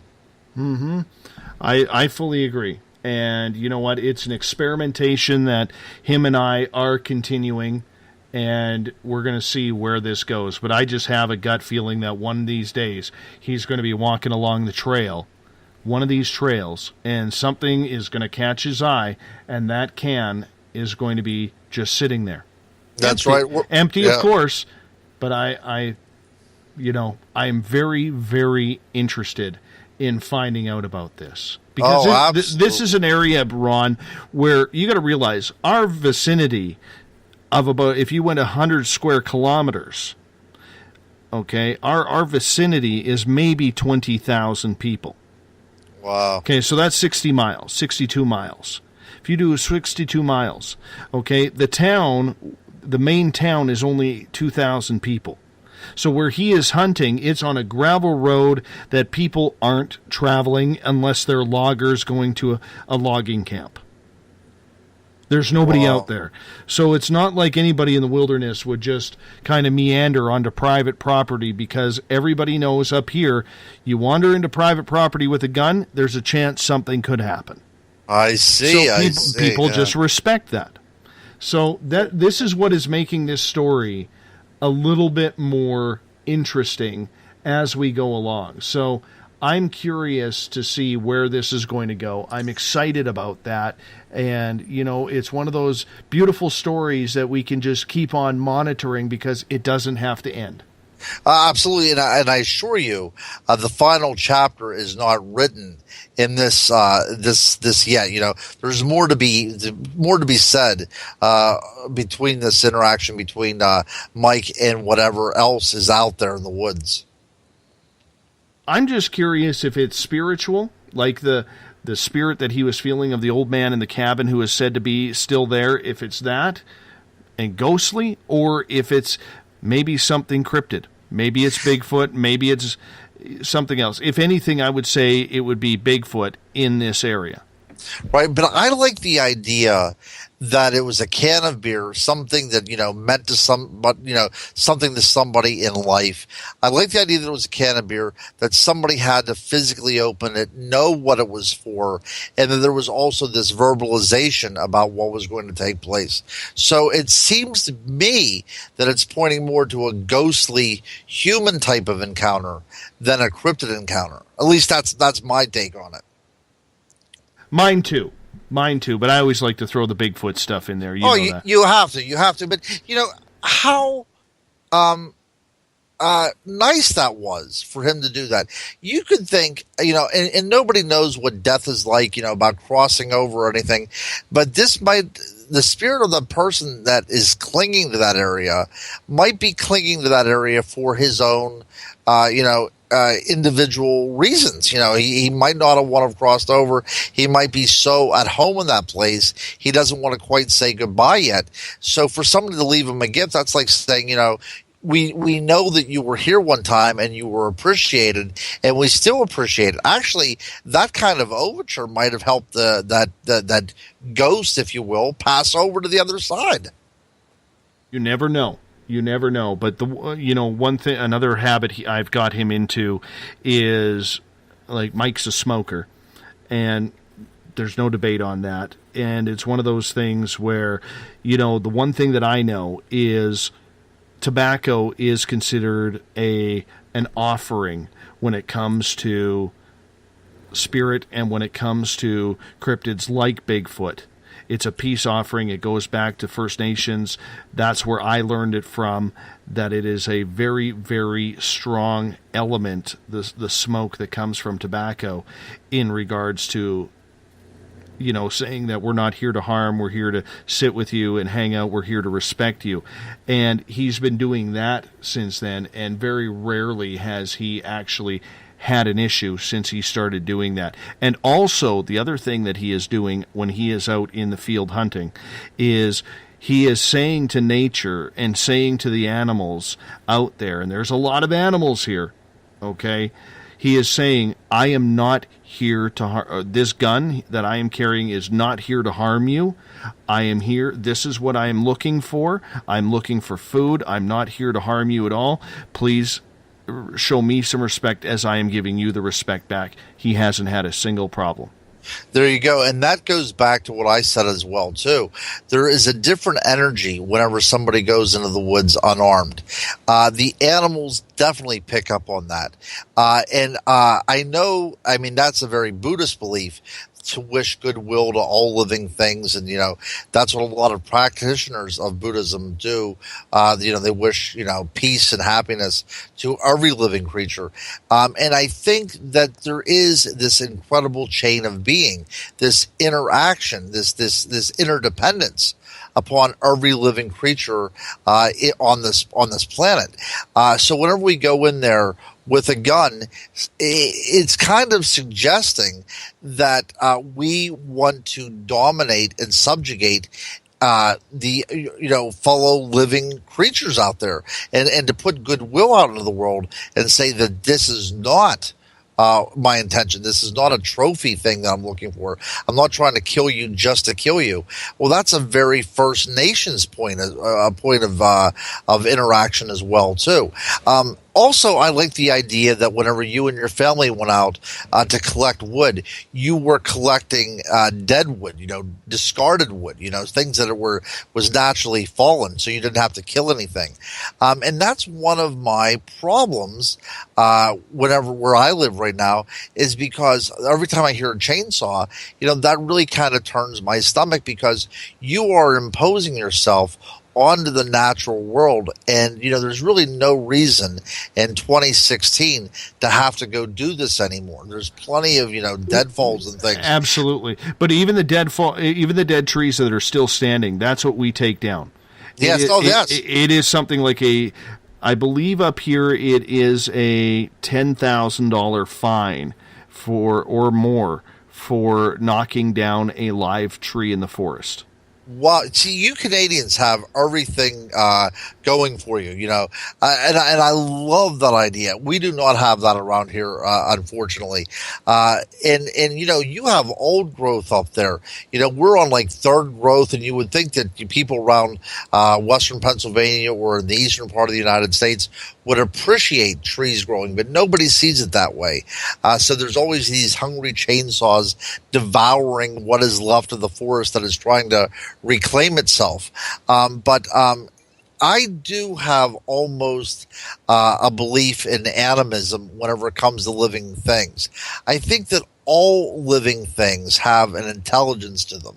Not like a reading and writing intelligence, but there is some sort of fundamental essence to a living thing that seems to have a resonance with other living things, this symbiotic relationship. So when we think of spirits, when we think of fairies, the belief of the Celtic tradition was that the whole natural world had some sort of intelligent spirit connected to it. So the trees would have spirits to it. We would call them fairies, we would call them earth energies, what have you. But that is a very ancient belief, this animistic belief that every living thing in nature has basically a soul to it. I believe that. I'm 47 years old. I'm an educated person, but I have believed that my entire life because I don't see how a tree does not have some sort of intelligence to it. Whenever you put your hand up against a tree, whenever you place your hand on a tree, you almost feel a connection because it's one living thing, touching another living thing, and you make that electric connection. Well, it's funny because Mike and I actually went out about a week ago to a place that had been logged, and we went to where they had already built up the burning piles of trees that they were done with, and we went and raided that. And it was funny because I was getting him doing a bunch of energy tests so he could feel what was out there. Where did he feel we were being watched? All sorts of things. And I said, okay. I said, let's try this. And we literally went up and just started speaking, just like you and I are speaking, and I said, just so you know, to whatever is watching us, we're going into these wood piles, we're cleaning up this mess for you. We're going to take some of this mess home, get it out of here, so that way we can do our part in order to clean up this area. And even Mike noticed the entire energy field around us changed, where it wasn't like, hey, what are you humans doing here? It was, okay, thank you for doing that. Go grab your wood. It was amazing. And, there was no animals around. Everything was quiet. We didn't have to worry about anything. I got my chainsaw going, cut up my wood, loaded up my truck, said, I'm putting my chainsaw back. Thank you for your time. I appreciate you allowing us to help out. And we were gone. Not even a concern in the forest for that. Well, because you were doing the forest a favor, weren't you? I mean, you were actually showing respect, and that is what we're lacking so often. And it's very possible that certain cryptids, like Bigfoot, are protective spirits. They are just, this is their environment, this is where they belong, and they look over as guardians of the forest. I mean, that is a Native American tradition. That's also a European tradition when we think of like the Woodwoos mythology, that the idea that these cryptids are caretakers of the living world around them. That being said, I do a lot of my research in areas that were deforested, so deforested, as a matter of fact, that at the turn of the 20th century, the sighting of a common white-tailed deer made front page headlines in the newspapers because there was no forest for these things to hide, so a deer sighting was newsworthy. now that environmental movements have taken place, and we have third, fourth growth forests coming back again, it seems now that people are seeing Bigfoot again in these very areas. These are the areas that I investigate.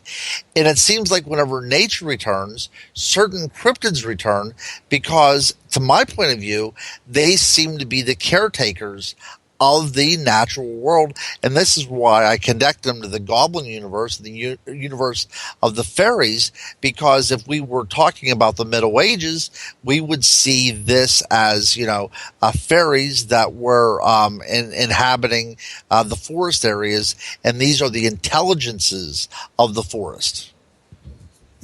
Let's get to some haunted stories here, my friend, because I know you have a bunch to get through, as we're already halfway through this show. I know, isn't that something? That's right. I'm just going to let you run here. Well, I'll tell you what. Let's talk about Halloween, shall we? Let's do that. The best place to start, because everybody thinks about ghosts at this time of the year, and I think it's very appropriate that we do. The idea that there is a veil between our world and another world is quite ancient. There's the idea of a cycle of nature, and October 31st is one of these times when the veil between this world and the next is at its thinnest. The other times is June 21st, the summer solstice. This is looking at the work of Shakespeare, A Midsummer Night's Dream. This is whenever fairies come out to play. So it's actually written as part of the agricultural year that certain times have certain qualities inherent within that. But if we look back at the idea of Halloween, so to speak, the marking of the year between one state of being to another, we see a lot of world cultures having this belief system. Whenever the Spanish first encountered the Aztec in 1519 in Mexico, they saw that the Aztec were dressed up as skeletons to memorialize the deceased. Now, of course, the Catholic culture kind of annexed some of these belief systems, and now we have the Day of the Dead as part of the Mexican culture in the southwest part of the United States, as well as in Mexico and Central America. So the belief systems that there is a world beyond our world is quite ancient, but the first one that I was able to find that was concretely named goes back to the 11th century BC, to the time of the Greek, and that was the Anastria. That is, it means to bloom. It's the beginning of spring. So it was a different time of the year, but this time marked the time between death and the time between life. It was actually marked, their idea of spring was either in January or February, the first full moon that fell between the months of January or February. And that was whenever they believed that there was a turn of the year, that this the will of nature, the will of time, was slowly turning, and the world of the darkness, the world of death, was giving way now to the world of the light and the world of the living, which is appropriate. And the dead were believed to walk among the living at this time, so the Greeks took to placating the ancestral spirits. Some Greek headstones, and the Greeks indeed did have headstones, even though most of the bodies were cremated, but wealthy families would mark where their deceased ancestors were buried. And sometimes you would look at these gravestones and there would be holes in them because they could pour libations into it, and they believed they would be able to share a drink with their ancestors.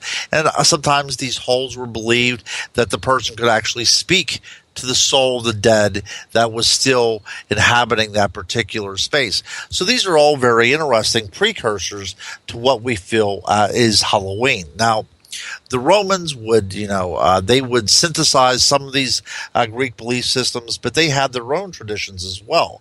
The Romans believed in different types of spirits.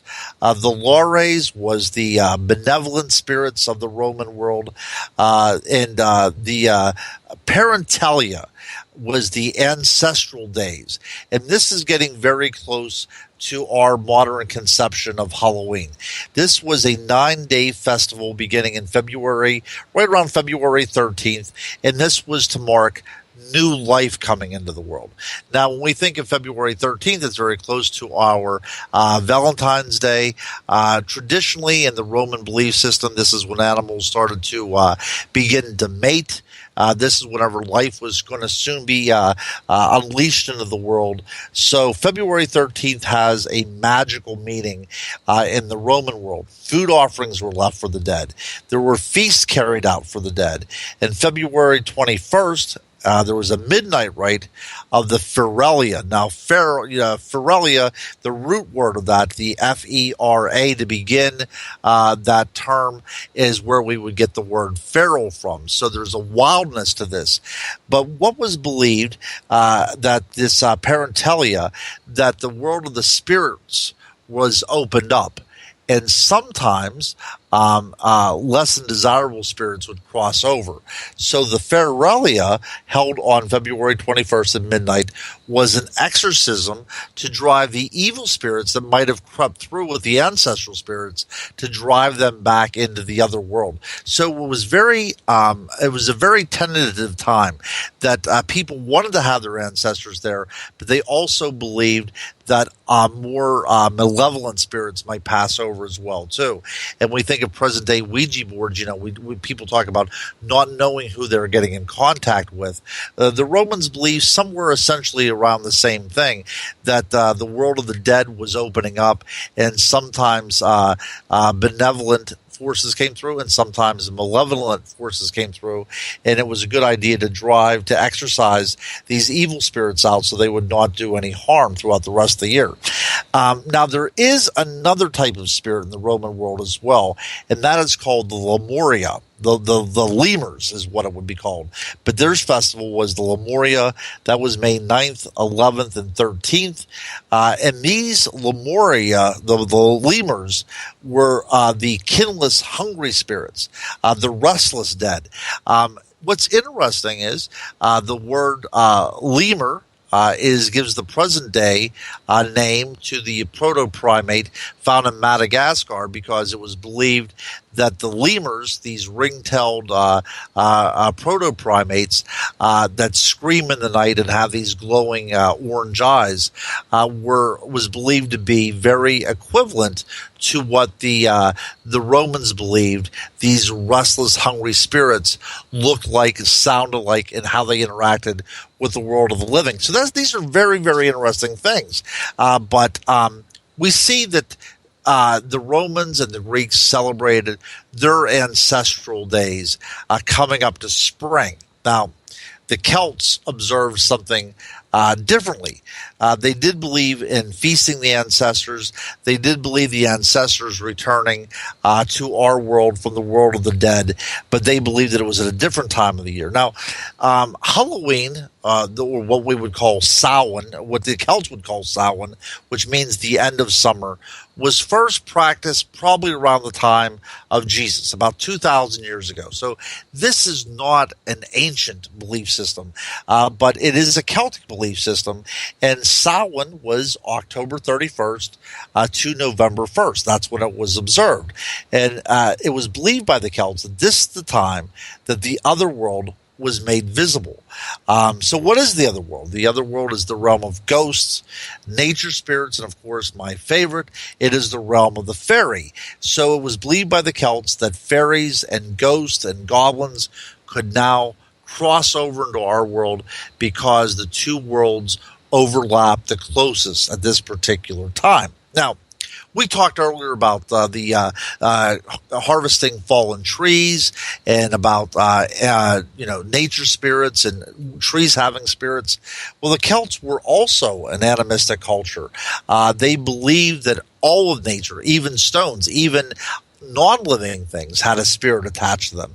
And because everything had a spirit, there was this fear of the unknown, because if there was an intelligence imbued in all of creation, those intelligences could interact with us in good ways or in bad ways. So sacrifices were made to appease these spirits, both the good and the bad spirits. So Samhain sacrifices were very important at this time, because this is the time that spirits were now interacting with the world more than ever.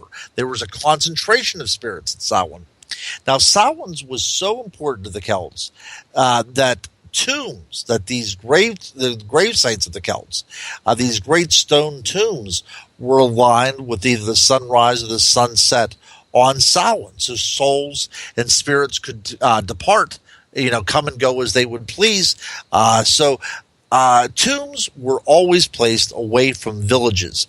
The Celts believed in liminal zones, that there was the world of the living and there was the world of the dead, and these worlds should not interact with one another, and there should be a demarcation between these worlds. So the place of the dead were set outside of the world of the living. So if we think of our cemeteries nowadays, they are set outside of our, outside of civilization. And so were these tombs. They were always set away from the villages, even though they were elaborately made. They were still set in the regions designated for the world of the dead, set away from the world of the living, so there could not be interaction. That's my belief, at least. They set the zone of the dead as far away from the living as they could, so the spirits could not wander at will. But on October 31st, this was different. The spirits were interacting with the world of the living. And I think October 31st is appropriate to have spirits walking among us, because this is whenever day gives way to night. Ever since June 21st and the summer solstice, we have been losing, more and more daylight. And we get to October 31st, it now becomes quite palpable. It becomes quite noticeable that we are losing the last of the daylight, and we're giving way to the night of winter. And this signaling of a coming of winter was very important to an agricultural society like the Celts. This is a dangerous period. Why is it dangerous? Well, people are going to be starving. There's going to be a lot of mortality. Your livestock is going to be dying. Speaking of livestock, it was on October 31st that cattle were traditionally brought down from the summer pastures. One of the reasons this was done, from an anthropological point of view and a very practical point of view, that these cultures would bring the animals down, because if you would slaughter them right around October 31st, it was now getting cold enough to store the meat without worrying about getting spoiled. Also, there was less pasture area as well, less food to go around, so it makes sense that you kind of thin the herd, because there's not going to be enough food for all the animals. So this was a prime time, because it was getting colder. You would be able to store meat, but you had to kill so many animals, and because there was no refrigeration, a lot of this meat would go to waste anyways, so you would have these elaborate feasts whenever, people would get together, families would get together, and one of the aspects of these feasts was to set a place for those who were deceased and offer them what was called a dumb meal. You would kind of set a place setting for them, and it was believed that they would come and take their place and eat with you unseen. So October 31st, like I said, was an ideal time for slaughtering. October 31st was also an ideal time for getting together and feasting. There's also a good chance that you would get together and feast, because there's also a good chance that you would not see some of your friends, your neighbors, your relatives by the time spring came, because if the winter was bad, the old and the frail and the young would not survive it. So this was a good time to have these feasts. Not only was it good because there was so much spare food around because of the slaughtering, but this was also a good way to say goodbye to people that would now be remembered as ghosts the very next year. Now, it was appropriate that the souls of the dead were thought to visit their homes seeking hospitality, because hospitality was very important in the ancient world. We think about the Greeks, we think about the Romans. Hospitality was something that was held with high esteem. Same with the Celts, same with all traditional cultures, because a stranger in a strange land didn't have much of a chance. So nearly all ancient cultures did extend hospitality to strangers, and ghosts were no different. They were believed to be strangers coming back to their own world, but they were strangers because they had passed over into another life. So they were invited into their homes, not only their homes, but the homes of other people as well too. So the dead were believed to reside in the West. And why the West, you might ask, is, well, the West is where the sun sets. We think of the ancient Egyptians, their tombs always lie in the West. That is the place of the dead. That is the place where the sun sets. So that being said, what did the Celts do? Well, the Celts seemed to open up doors that face west and windows that face west to allow the spirits to come back and reside with them for these 1 or 2 days. And this was common, in Celtic society. And sometimes candles were even lit as a guidepost, as a sort of a beacon for the spirits to follow to come back into the world of the living. And this was done at a time whenever there was a lot of blood with the slaughter and a lot of ghosts was prowling about. So you can understand now where our idea of Halloween is slowly emerging these 2 millennia ago. Now, not only did you have the fear of winter and the fear of death ever present, but you also had the sense of foreboding, because now ghosts were prowling about. Even though they might be your ancestors, that's fine. But other things trickled in as well too. Fairies would trickle in. Goblins would trickle in. And sometimes these things were not as benevolent as an ancestral ghost. Now, the Celts also believed that even though they might be your ancestor, that doesn't mean that they weren't capable of doing bad. If somebody was an SOB in life, the Celts believed that they were going to be an SOB in death as well too. So just because your Uncle Larry comes back and he wants to sit down at a table, if he was a bastard in life, he's going to be a bastard in death as well too. So there was a fear implicit in this time of year. So the Celts would often work some form of divination at this time as well. This was an uncertain time, so they wanted to know what was going on. So because they were an animistic culture, they would seek advice from the spirits of nature. They looked at the way birds would fly. That's the term augury. And if you read a lot of Shakespeare plays, the term it does not augur well. That's where it comes from, because they believed that the future events could be discerned from the flights of birds. Now, apples and nuts were also roasted in rituals around Samhain. Apples were peeled, and the peels were thrown over your shoulder, and the shape was believed to form the first letter of your future spouse's name. Now, at a time whenever death was ever present, whenever the winter would promise to thin not only the animal herds but also the human population as well, there were these games that would promote fertility. So you would be looking forward to find out who your spouse would be in the spring, hoping that you were going to get through the winter. And I think that, this all has very keen psychological advantages to have these kind of divination games, because it promises that there's going to be a tomorrow. Nuts were roasted, and the way that they broke apart would somehow determine what was going to happen in the future. And egg whites were dropped in water, and shapes were formed to foretell how many children you were going to have. These are all very interesting things. These are all very interesting games, basically, that were played during Samhain. And if you would think about the way the Victorians would celebrate Halloween, these are some of the attributes that would happen, some of the heritage that would be brought with them. So when we think of dunking for apples now, that has its precursor in the idea of peeling apples, throwing the pill over your shoulder to see what the pills would form to divine the future. Now, bonfires were also lit at this time to imitate the dying sun.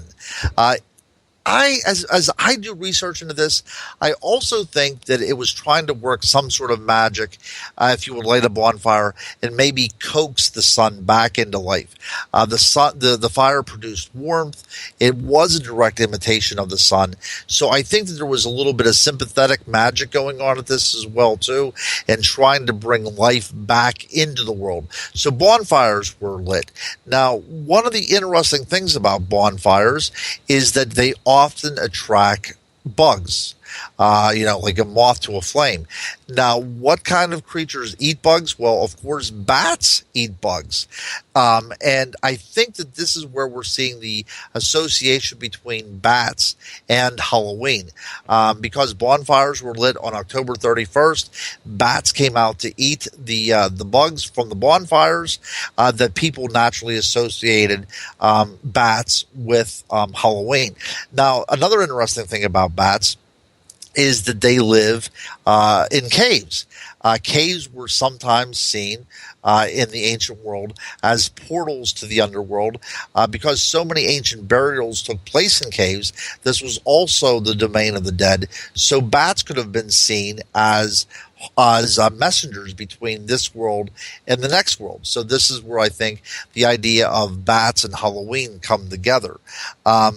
Now, the gateway to the other world of caves is very intriguing to me, because I just my newest book out on ghosts actually looks at the development of cave burials since the Paleolithic. People had been putting their deceased loved ones into caves because it seems to represent the womb of the earth, and there was a hope of a rebirth into another life. This is very, very ancient, my friend. This goes back at least until the Paleolithic, into the very, very early stages of the Stone Age, if not even previous to this, whenever we were not even human beings. It seems to be something hardwired into us to believe that there is an afterlife, and to try to get your deceased loved ones into the next life. One of the ways that I feel as a researcher that they use caves is because they saw the cave as a womb by which there could be a rebirth. Now, in Ireland, there is a place called the Cave of Cats, which is interesting to me. So whenever we think of black cats during Halloween, I was able to find out that there was a cave in Ireland called the Cave of Cats. And this was believed to be one of the portals where the dead would return to the world of the living. Very, very interesting, and also a connection with cats. Ron, on that note, we're going to hop out for a break. We're going to continue with the Halloween talk with the crypto guru, Ronald Murphy, on Spaced Out Radio right after this. The SOR Sightlines is a place for you to find answers to your strange experiences. Hi there, this is Mike Schmidt. If you have had an encounter with ghosts, UFOs, Bigfoot, ETs, or anything else that doesn't make sense, head to spacedoutradio.com and file a Sightlines report. All information you give is 100% confidential, and I will personally help you find the answers you need. SOR Sightlines, your answers are a click away.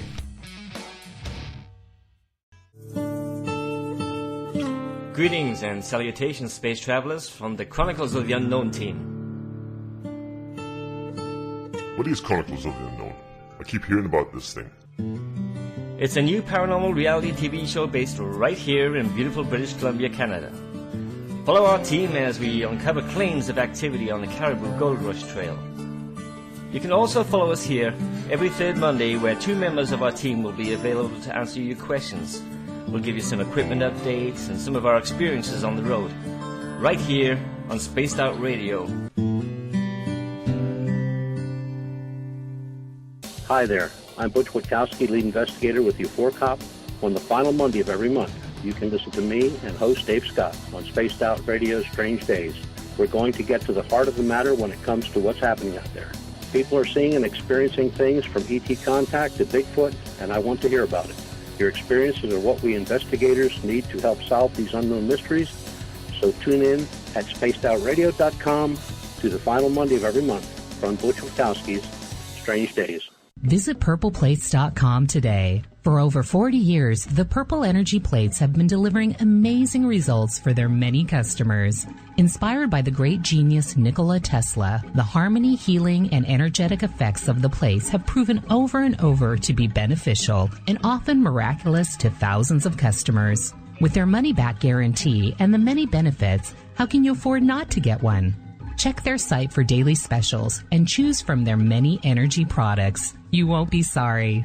Visit them today at purpleplates.com for mind, body, and spirit, and expect a miracle.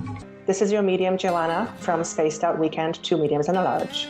I would love it if you would come and join us with host James Tyson every other Sunday on Spaced Out Weekend. Together, we will take your calls and your questions live. Our goal is to provide you with a positive outlook on deep questions that you may have. Questions regarding love, relationships, money, or whatever else is on your mind. Come and check us out at spacedoutradio.com.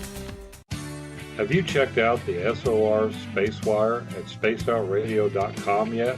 Every day we post the latest stories regarding the weird, strange, and completely unbelievable. From cryptid and UFO sightings to the conspiracy world, we tackle it all. Hi there, I'm Eric Markham, Space Out Radio's news director for the SOR Spacewire. And if you have a story, I want to hear it. Email me at news@spacedoutradio.com.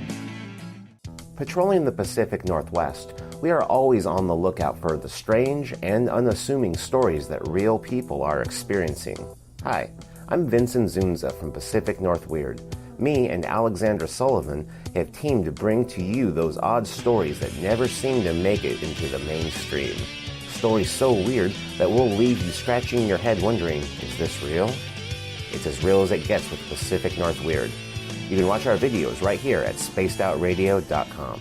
Become more intimate and interactive with Spaced Out Radio. Join our Space Travelers Club with your new membership. For $5 a month, we'll provide you with special access to the website, monthly prize draws from books to psychic readings, along with monthly newsletter, private interviews, and more. Sign up today to be part of Spaced Out Radio's experience. Every month on Spaced Out Radio, we look into the deep and dark reports of cryptids roaming around the world with me, Rob Morphy, from Cryptopia.us. I would love it if you would join me and host Dave Scott as we delve into the most arcane stories and reports regarding creatures of the unknown. My job is to hunt down the details and bring the evidence forward to you. These aren't your regular Bigfoot stories I'm talking about either. You can find out more about crypto history at spacedoutradio.com. Looking for a place to advertise at a very reasonable cost? Look no further than Spaced Out Radio. SpacedOutRadio.com has an advertising tab that you can click to check out our daily, weekly, and monthly packages to play on the radio, or our website including social media.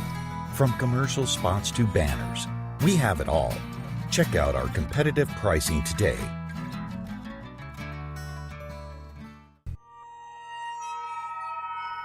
You hear footsteps in the empty room above you.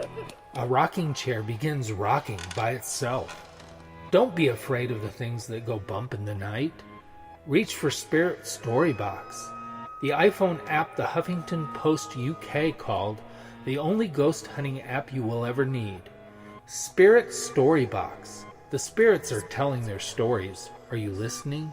Strange creatures lurking in the night, the sounds of wood knocking in the forest, odd happenings right out of a fictional world. These are the reports I love. Hi there, this is author Ronald Murphy, and I would love it if you join me and Spaced Out Radio host Dave Scott the second Wednesday of every month on our journey into the unknown land of cryptozoology at spacedoutradio.com. From Mothman to Frogman and everything in between. Hey, they don't call me the crypto guru for nothing. Did you know that Spaced Out Radio runs 7 days a week? Hi, it's James Tyson from Spaced Out Weekend. Every Saturday and Sunday night, starting at 9 p.m. Pacific, midnight Eastern, you can join me and my guests for some great chatter about what's going on out in the universe, or even in that dark part of the basement you really don't want to go back into. Well, let's find the answers to your experiences together. So come on up to Uncle Jimbo's cabin on the weekend. For more information, look us up at spacedoutradio.com.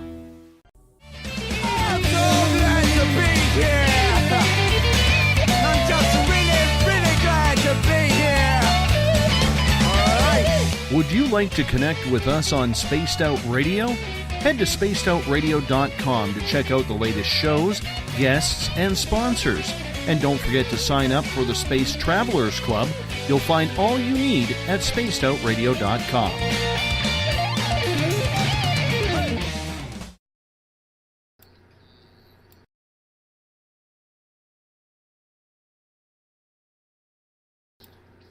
Welcome back to the final hour of Spaced Out Radio tonight. I am your host, Dave Scott. Good to have you along for the ride. We appreciate you taking the time. Tomorrow night, we're going to be talking with members of Forest Moon's Paranormal Paracon, as I will be down there speaking this coming weekend at the first annual Forest Moon Paracon. I'm looking forward to it, seeing Eric Cooper, S.J. Wells, who've both been guests on this show numerous times, and many, many others. We're going to get into it tomorrow night on Spaced Out Radio. If you're listening on Revolution Radio, the Double R Machine is a donation station financed by you, the valued listener. Do us a favor, visit freedomslips.com and donate today.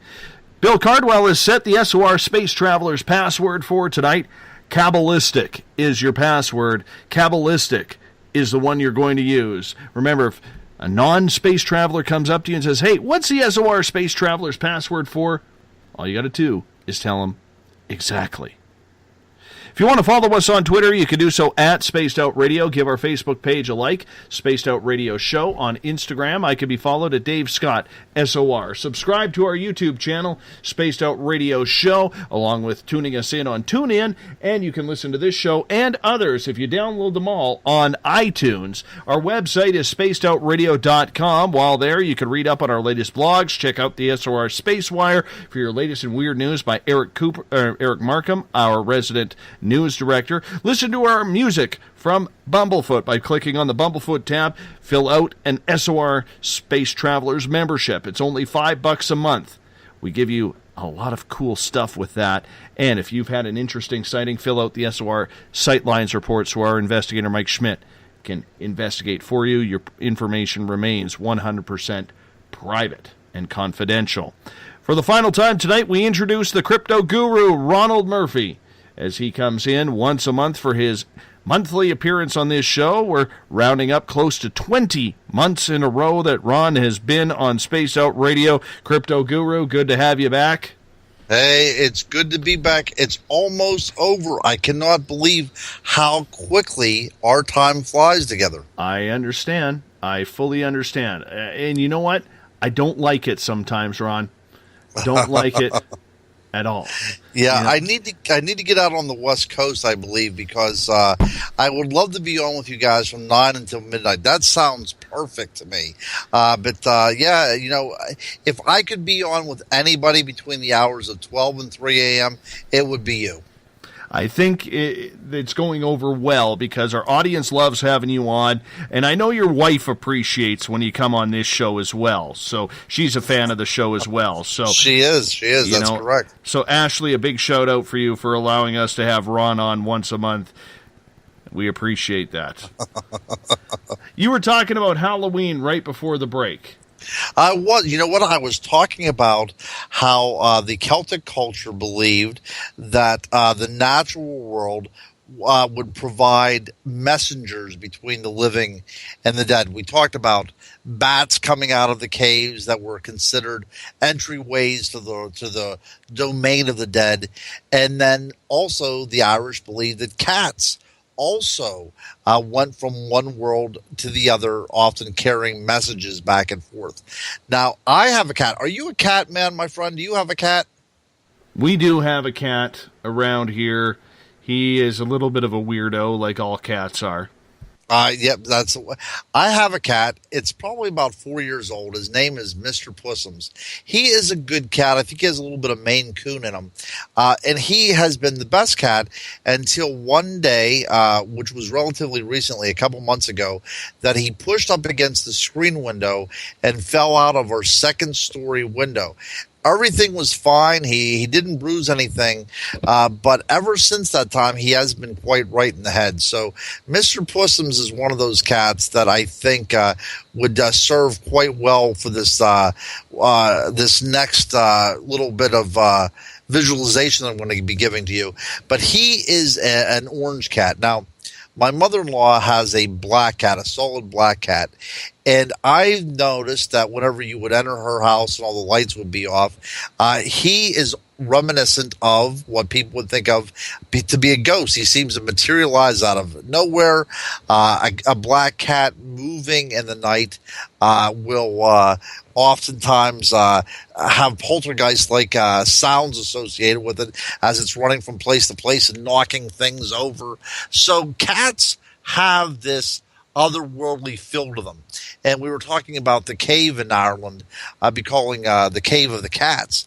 Well, the Irish actually believed that cats would. It could communicate with the dead and communicate with the living.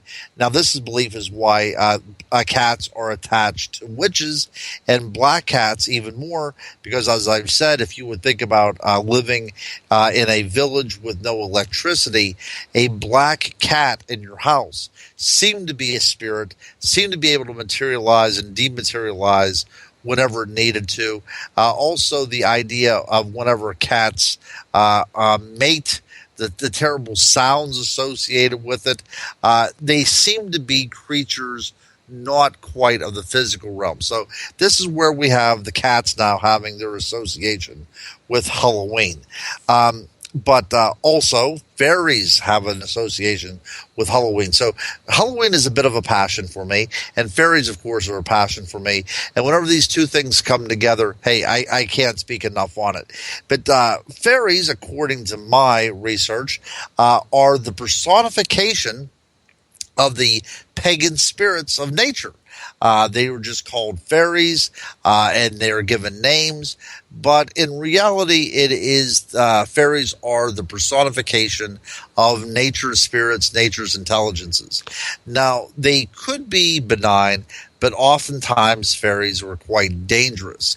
So disguises were worn during the days of Samhain by the ancient Celts in order to either imitate them or to drive the spirits away. I think one of the reasons why they did dress up in different guises was not so much to imitate the spirit world, but so the spirit couldn't recognize them and follow a person home. That is my particular belief. Of all the research that I've done, it was okay to have the souls of the dead return to the home, but you never wanted a fairy to come back to your house because you never really knew what their intents and purposes were.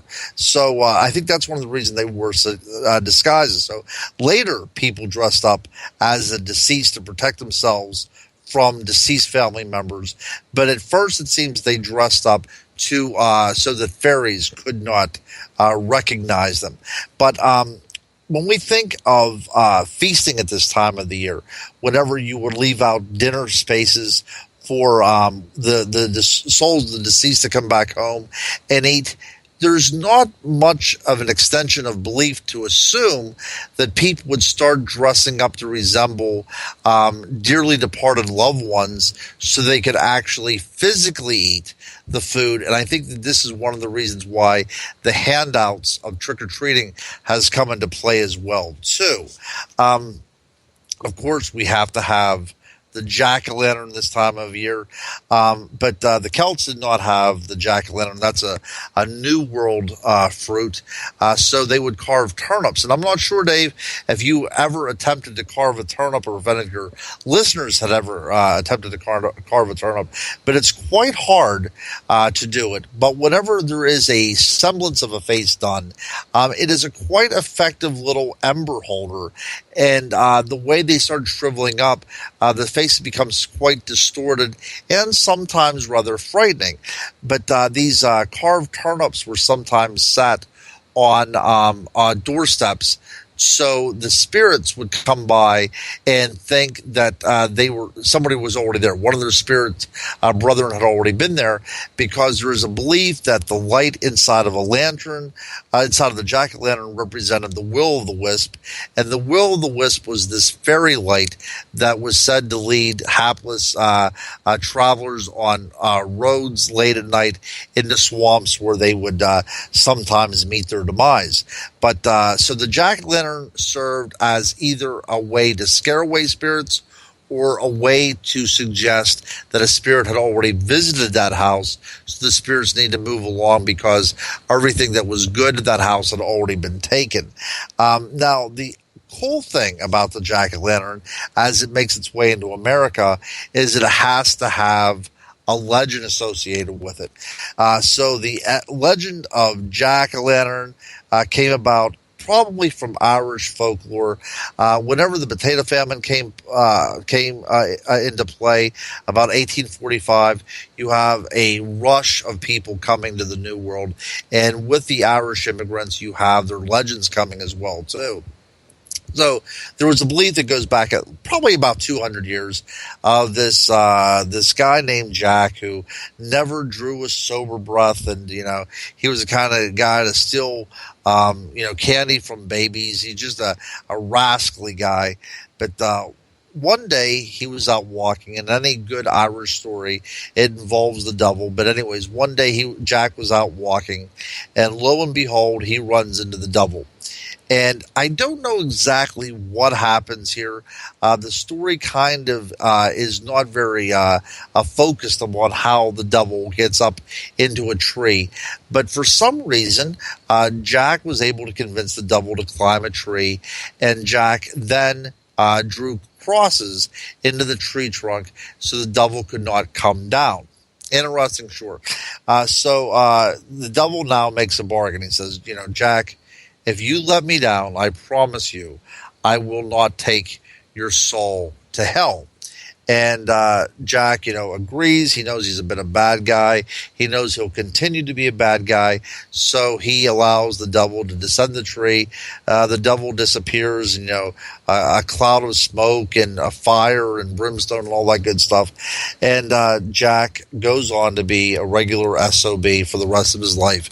But he does die. And of course, his soul goes to heaven, and he's rejected by St. Peter, and then it descends to hell. But the devil says, no, we made this promise, so you can't come into hell either.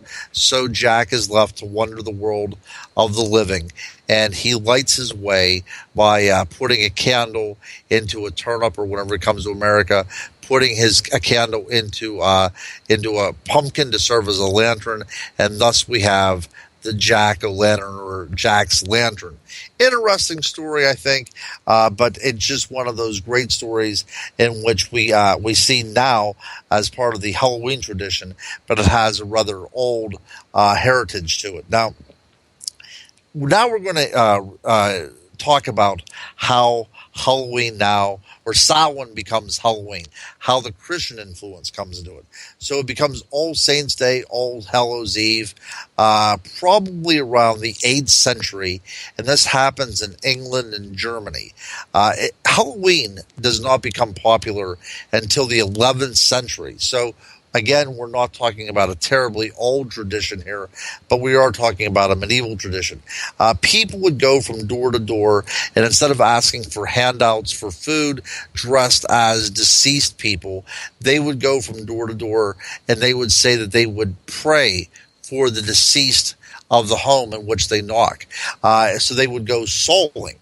This was a forerunner to trick-or-treating, and oftentimes they were given a food in the form of a soul cake. Now, often the people that go souling were poor children from a neighborhood, and this was, a nice little handout of food that they were given one time a year. Now, my wife has followed a medieval tradition of making a soul cake. They're not great. You don't make them with sugar because in the Middle Ages, the British Isles did not have access to sugar. So you make them with honey, and they come out to be not quite a sweet cake. It's kind of like a crumbly piece of dough, but a soul cake, if any of your listeners ever want to try to make one, there are several different versions online. I would say to make one and make it part of your Halloween tradition like it is in the Murphy household. But so people were given soul cakes, and this is the first time we see the actual trick-or-treating going around, that you're not visiting houses of people that you know.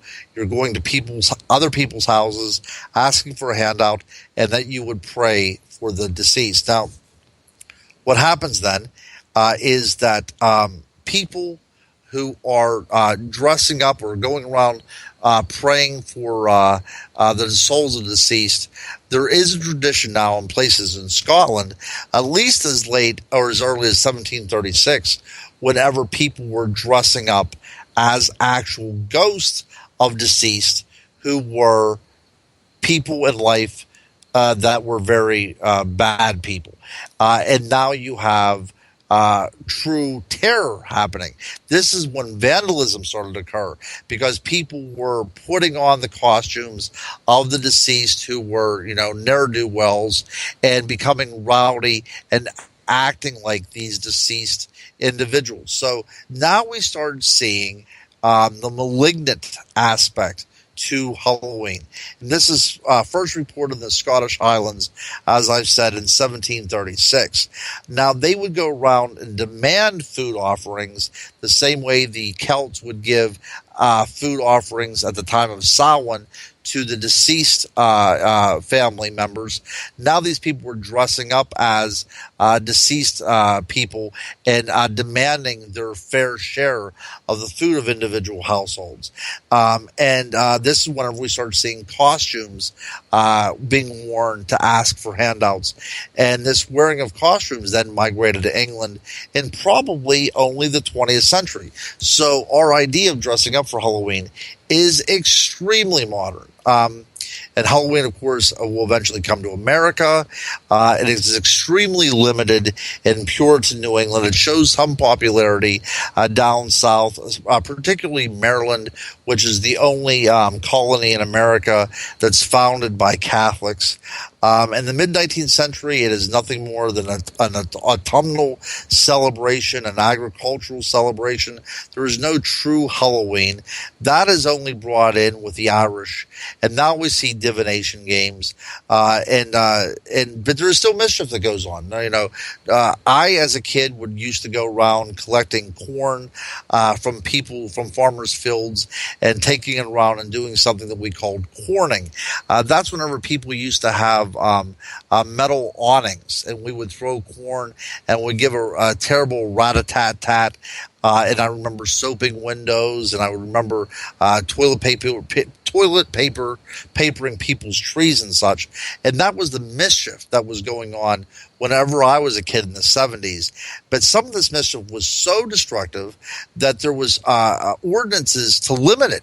In the 1920s and the 1930s, communities would actually get together and have organized trick-or-treating where candy was going to be handed out, so there would not be prevalent vandalism. And that is a pretty cool thing. So the early 1900s, Halloween was celebrated with postcards, and then the first decorations started to pop up, like black cats and witches and bats and things of that nature. That's the early 1900s. Now, by 1920s, the first place in America, a place called Anoka, Minnesota, which was believed to be the first town to celebrate Halloween, so feared teenage vandalism that they came around and they did the first community-wide observance of Halloween. 1920. Again, not even 100 years old. In the 1930s, costumes were starting to appear in stores, and you could buy pre-made Halloween costumes. And then something happens in 1978, and the movie Halloween comes out. Now, when we were talking about clowns earlier, that becomes a part of our media consciousness. Now, with the movie Halloween coming out, that becomes a part of our media consciousness. And now Halloween is associated with slasher films. So we've come full circle. The slaughtering of the animals and the blood associated with Halloween to the ancient Celts, is now in the 21st century the slaughtering of, hockey-wearing masked man by the name of Jason that has a machete in his hand. Nothing wrong with hockey. Nothing wrong with hockey. No, that's exactly right. Go Pens, although they've been losing here a good bit. And I think that's probably why Sidney Crosby's hurt. But yeah, there's nothing wrong with hockey. But there is something wrong with a man wearing a hockey mask that has a machete in his hand. So that, my friend, Halloween has always been a passion for me, and that is a little bit overview of the history of Halloween and all the kind of supernatural attributes that goes along with that particular holiday. What about some of the legends and lore that have come around the holidays? For instance, I think on the Legend of Sleepy Hollow, the Headless Horseman. Everybody brings that story up around this time of year. They do. And I have actually been to Sleepy Hollow. It's right outside of New York City, actually right along the Hudson River. And it's a beautiful little town. But the town in the book, it said that it was very close to a place called Terrytown. Now, at one time, there was no such place as Sleepy Hollow. There is still a Terrytown, New York. But the residents, I believe it was in the 20th century, they came together and they thought that they could capitalize on the book, and they named part of their town Sleepy Hollow just because of the book. And if we read the Legend of Sleepy Hollow, there is really no mention of Halloween in it. It just becomes a part of our consciousness that it takes place on Halloween because there's a headless horseman, and Halloween is always a fun time to have ghosts running about. Do you buy the figure, since you've been there, or the legend, that this truly happened, or is this strictly fiction? I think that there is something to it. I think that all legends have a basis in fact. There is a small cemetery there, and what's interesting is some of the grave stones have the names of some of the characters in the books, like Katrina Van Tassel. So there might be something to that legend. To me, as a folklorist, I don't think that anything just comes out of a vacuum. So I think there was some kernel of truth to this. There might have been some sort of homicidal maniac that killed several people in town. That's a possibility because we're going back into the very infancy of New York. This is a Dutch New York at this point. So it's very possible that we're going back into the very formulation of the town that will become New York City. And we might be looking back at some of the legends that we have that something did happen that was seemingly supernatural and becomes a legend that was set upon by the author to make a pretty good story. Do you buy into the whole concept that the veil is thinner at this time of year? Absolutely. I do the majority of my research, in-depth research in the field at certain times of the year. One of my favorite times is the midsummer, June 21st. But the other favorite time of mine is definitely October 31st. Everything is changing, my friend, at this point. It seems natural. The world of light is giving way to the world of dark. Things are dying and not coming back to life like they do around March 20th. So what we have here is a transposition of what is going on in the natural world reflected in the supernatural world. And I think there is something to it. I think that the reason why our ancestors marked the year in the way that they did is because there are natural portals within the calendar, within the seasons, that allows spirits from one world to come into our world much easier than other times of the year. I always question that because there's a lot in these parascience and paranormal, whatever you want to call it, parapsychology fields that a lot of people get hyped up on, whether it's the thinning of the veil, whether it's Rh negative blood when it comes to extraterrestrial abduction or something along those lines. So for me as a host, I sometimes sit here and scratch my head, Ron, and I think, okay, what is real and what is fiction? How can the layman person out there who really doesn't study this as hard as, say, someone like you does, figure out what is truth and what is just someone trying to make up a theory? Oh, sure, and that's a very adequate question to ask. I mean, we should ask these kind of questions. And I looked the way these celebrations have been observed throughout history. It seems to me that certain cultures that are attached to the land, agricultural cultures, that it was necessary to have to be fine-tuned into the workings of the land just simply to survive. Perceived a part of nature that we in the modern world do not see. We don't have a reason to see it anymore. But for instance, on February 1st, which is the feast of first milk, because this is whenever animals were believed to start producing milk for the birthing of the offspring. This is St. Bridget's Day, whenever fires are lit in Ireland, because it's believed now that we can see the sun being reborn again. February 1st, even in New England, farmers will open up their fields, their gates to their fields, even to this very day, to allow the bad spirits to leave and the good spirits to come in. And the reason for this is that I do think that there is something to the rhythm of nature that we in the modern world have completely forgotten, but to the ancients it was needed, it was necessary.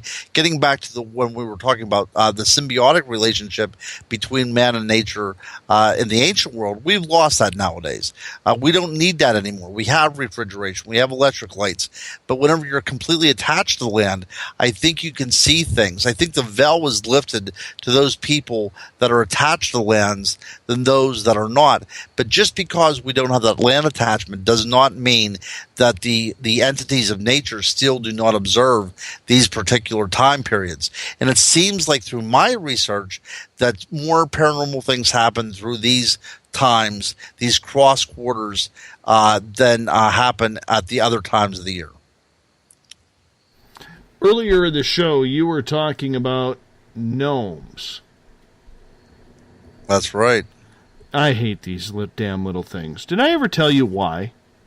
Go ahead. I think that you did, but I don't think some of your listeners know the story. I did mention it on the show a little while ago, but I'll refresh you. When I lived in a basement suite, oh goodness, a number of years ago now, after my first wife and I separated, I wanted to live close to my kid. So I had a basement suite, and I had to enter around the back of the house. And it was a 2-bedroom. My daughter had one room, and I had the other room. And every now and again, my daughter would say that she heard tapping at the window. And because there was a street lamp nearby where the light would reflect off her window, she would see the shadows. And she used to swear that through the blinds, or when she ran up to the window, she would see one of the garden gnomes from my landlord's garden actually running away. Or she would see the shadow of a garden gnome running away. And ever since then, I have been freaked out by them damn ceramic things.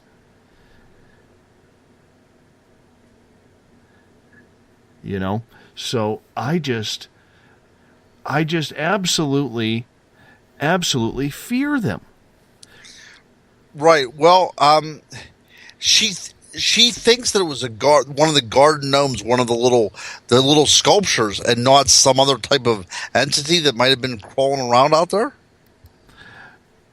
She said she saw the pointy hat and everything. And you got to realize, my daughter had been seeing spirits, ghosts, ever since she was almost a year and a half, 2 years old. So Yep. She was sensitive to this stuff. Huh. I'm wondering if it was not a spirit manifesting itself in the guise of a gnome, just because that's something that she would accept. I don't know. All I know is it scared her and it scared me, because these damn garden gnomes, man, you just can't trust them, Ron. Doesn't matter if they're ceramic or not. You just can't trust them. That's right. You cannot. That's right. Although, actually, I really do like my garden gnomes, and I do have garden gnomes. I get back into that whole old world feeling that there needs to be caretakers of the garden, and I have them out there continually working day in and day out throughout summer, winter, spring, and fall. One of them has a little wheelbarrow. The other one has a shovel, and the other one has a hoe. They are cracked and they are weathered, but they still get the job done year after year. And I really hope that you somehow overcome this terrible fear of the garden gnome, because I've only had great relationship with my gnomes. Either way, I don't like them. I don't like them. You know, and that was a very evil laugh, Mr. Crypto Guru. That's right. Well, I don't like clowns, and I can understand your aversion to clowns, but not to the gnomes. I don't understand the gnomes. They're pleasant little creatures. I think that if you were ever stranded out in the middle of nowhere and a gnome came upon you, it would actually take care of you. That's my assumption. Now, I don't feel the same way coming across a clown, but I have no fear of the gnome. You and I will agree to disagree for the first time in all of your episodes here. Those evil little bastards, you know, I don't want them around. I'll deal with the fairies. I like the fact that the fairies are around. I like the fact that I believe I actually saw a wood nymph or something along those lines earlier, just a couple of months ago. And that was incredibly interesting when I saw that. You know, but these garden gnomes, no way, man.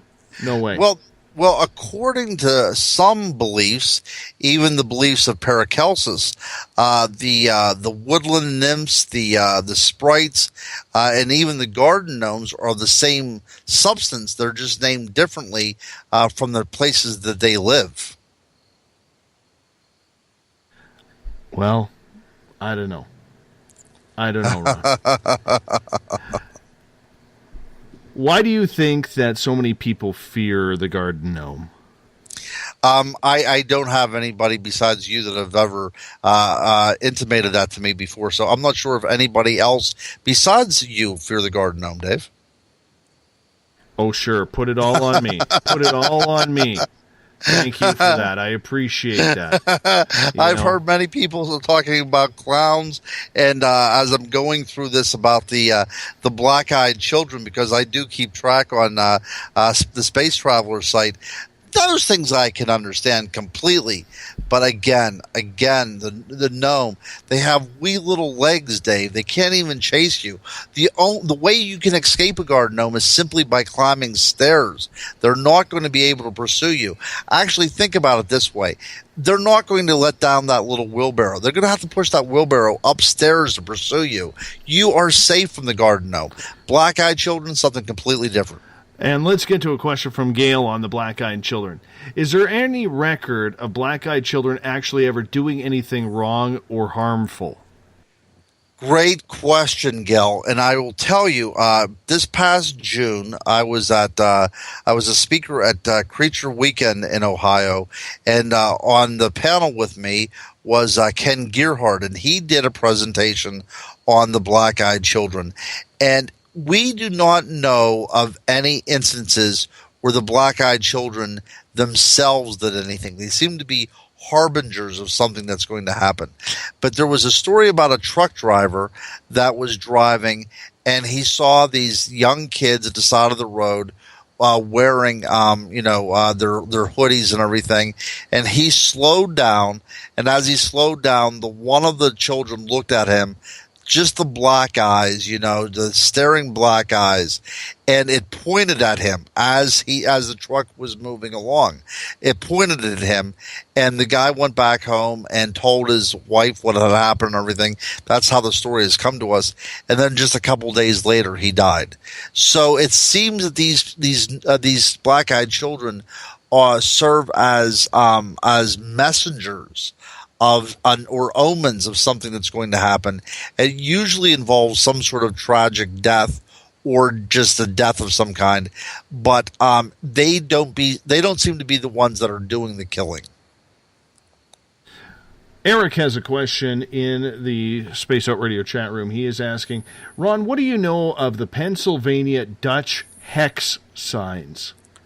Wow, very, very cool. I am honored that for the next month I will be co-hosting on Mondays on Paranormal UK Radio, a show, and the last one that we just did this last Monday was concerning grimoires and magic and hexes. And in the Pennsylvania Dutch, although that they are very religious people, they still hold sacred, if you will, the idea that they can use natural magic to confront the forces of evil. So you see these hex signs on barns to ward off evil spirits. And this is something from the old world. This is something that goes back to probably pagan times. But the idea of working magic to combat evil forces is very, very old. I mean, since the time of the Egyptians. So they are using something called natural magic. They're not doing anything black magic. They're not summoning demons or anything. They're using the benign forces that is in nature to fight any kind of evil that might be trying to seek out them to do them harm. Very interesting stuff. Now, there are incidences where people would use black magic to fight demons. They would summon demons to fight demons. So this is historical, that there are certain people that have done these kind of things. Very interesting. The idea of magic, the idea of hex signs, this is another show in and of itself, and it's one of my interests as well, too. So maybe one day we can plan this. But, yeah, I love the idea of how we see ourselves in magic. I mean, how we see black magic, how we see white magic, how we see natural magic, and how the church sees these things too. Because although the Catholic Church did not condone these practices, they didn't necessarily see it as evil, because you were not conjuring the devil whenever you did it. You were working within nature itself, and because God made nature, you were doing you were just simply manipulating the natural world. Now, there are also times whenever a good, God-fearing Christian would use a grimoire, a magic book, to summon demons to combat demons, to fight demons. So, this is not out of the realm of possibility either. Or there are also instances of people summoning demons to do the work of good things, summoning demons so that they would bring about rain whenever there's a drought, or to stop the tides, to keep the tides from turning and things. So the idea of good and evil, the lines have been blurred.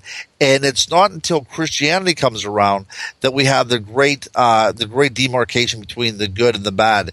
But at one time, it was kind of a very gray area, and people sometimes did summon demons to do the work of good by they even though they were demonic creatures and they were evil creatures, in the right hands, demons could be forced to do the work of the good. That sounds like an intriguing story, to say the least. Paul is asking, what about fairy mounds in Ireland? They build roads around them and everything to avoid disturbing them. Yeah, well, that's predominantly in Iceland, but Ireland does have a tradition of fairy mounds. Now, what is interesting, and we had talked about this earlier whenever we were discussing the chamber tombs in Ireland, is because people would bury the dead in caves. As society started to progress, we see the implementation of building fake caves. So a lot of these things that we called fairy mounds are actually tombs that are covered with dirt to resemble a natural formation in the world and within the environment. And there was a chamber that would descend down into the earth to form an artificial cave where the dead was going to be buried. So these places, these burial mounds, now became known as fairy mounds. And there is an ancient tradition that fairies were associated with the world of the dead. Some people reported having fairy encounters, and as part of that fairy encounter was seeing some of their dead relatives. So the idea that fairies were not actually entities of nature, but spirits of the deceased, is also an Irish tradition as well, too. So this is all very, very complicated. And again, this is probably a show unto itself. But the fairy mounds is associated with the burial mounds, at least in ancient Ireland. What do you think if we look at the Iceland situation where they're building roads around, they're not disturbing areas? If somebody sees a fairy or a gnome or whatever it is over there, that they are preserving that land? Because you come to North America, we don't seem to preserve land for anything, unless it's maybe First Nations, and then there's always some political battle over that. Yet, here we have a mythical creature whom the Icelanders, believe is 100% real, and they do everything to preserve their history and their land. Why do you think that legend and that folklore is so strict in a country like Iceland? Right. Well, it's not only preserving their legends. It's the tradition is there as well too. Now, the thing about Iceland is that it doesn't have a lot of agricultural area there. There's not a lot of forest to begin with. So the idea of having to protect the last vestiges of wild areas makes sense from a tourist point of view. You don't want to tear up everything that you have there because you have so little of it in a place like the island of Iceland. But we were talking about showing deference to the forest, only taking dead wood, leaving a peace offering to whatever spirit was inhabiting a place. We talked about how your friend Mike had a definite feeling of acceptance at that time. I think we should extend this to the entire country of Iceland, that they're doing this because they got the same feeling that Mike got by doing this. That if you are being reverent to the spirits that surround you, that you're recognizing your place in the grand scheme of things, I think that you start seeing the world differently. You don't see yourself as all powerful. You don't see yourself as subjugating all of creation under your foot. You see yourself as relying upon nature relying upon you, and that you respect one another. And I think that's what's going on in Iceland. I think they do it marvelously, and I think that they should be the poster children for the green movement. And I agree with you. I mean, anytime we can preserve land, that's a good thing. Anytime when we can take care of an environment, especially if it is a very sensitive environment, that's a great thing as well. But do you believe that people in Iceland are truly seeing these creatures, or do you believe that it is all legend, that they are trying to use that to get away? Because when the government is buying into it, there has to be something there. Absolutely. The government, that is the point. That, in America, we would never think about this kind of stuff because it would cost so much money to change a building project, or think about the economy that's going to be lost by not connecting a road to someplace else. Ireland doesn't see it that way. Their priorities are different. The reason that they have the legends and the traditions that they do is because obviously something sparked that. It struck a chord so intently within their national consciousness that they continue that tradition in the 21st century. And I truly do believe that this is a reckoning back to whenever there was an interaction between humans and the world of the fairy. I still find it intriguing and awesome. Getting back to this side of the pond, we got about 12 minutes left with you, Crypto. Wow, this went quick, guys. This went quick. I know. How about a few scary stories to round out? I know you got a few hidden up your sleeve. I do. I have a couple regarding werewolves. Werewolves is one of my favorite things. And there was a story about that I had investigated about a person that thought that he was a werewolf and that he believed that he came from the long line of werewolves. But he had met a girl online and he was afraid that he was going to harm her child. She was a single mom. He came to her. They moved in together quickly, as sometimes happens. And he was afraid that he was going to harm this child. Now, he said that he remembers his father transforming. And whenever his father was getting ready to transform, the mother would lock the father down in the basement and handcuff him and lock the basement door. And the mother and the son would leave the house for about a week so the father would do them no harm. But this gentleman believed that he could feel that there was a change coming upon him quite soon, and he was afraid that he was going to hurt the child that he had grown to love while living with the mother. So he decided that he was going to take himself into one of the remote areas of western Pennsylvania and kind of live there for a bit of time until this transformation ceased. Well, he came back to the world of the living, to the civilized world, after about a week, and he said he did indeed transform down there, and he was glad that he was away from everybody that he cared about because he could actually do them harm. But one of the interesting things that he had said is that whenever he was down there, he confronted another werewolf, a female werewolf, and they ran together down there.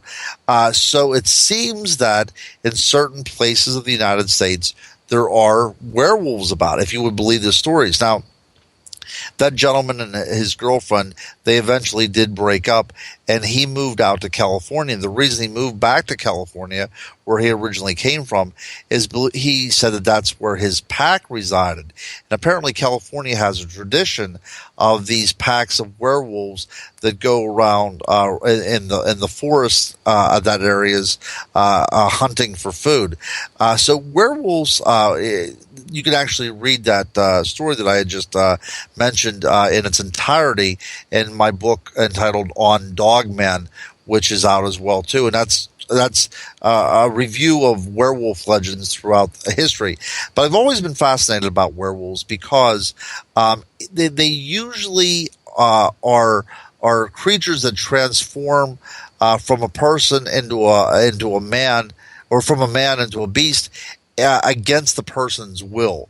Sometimes we can see stories where people sell their souls to the devil to get a magic ointment or some sort of a cloth that they would put on, and they would be able to transform into a beast because the devil is allowing them to do such a thing. But for the most part, these are people that are transforming against their will. There was a story about this was back in the Renaissance.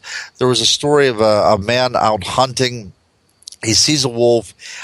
He shoots it in the paw, and no, I'm sorry. No, that's. I got two quick stories for you. But the one that I was going to tell you in the Renaissance was about a man that was out hunting. He was attacked by a wolf.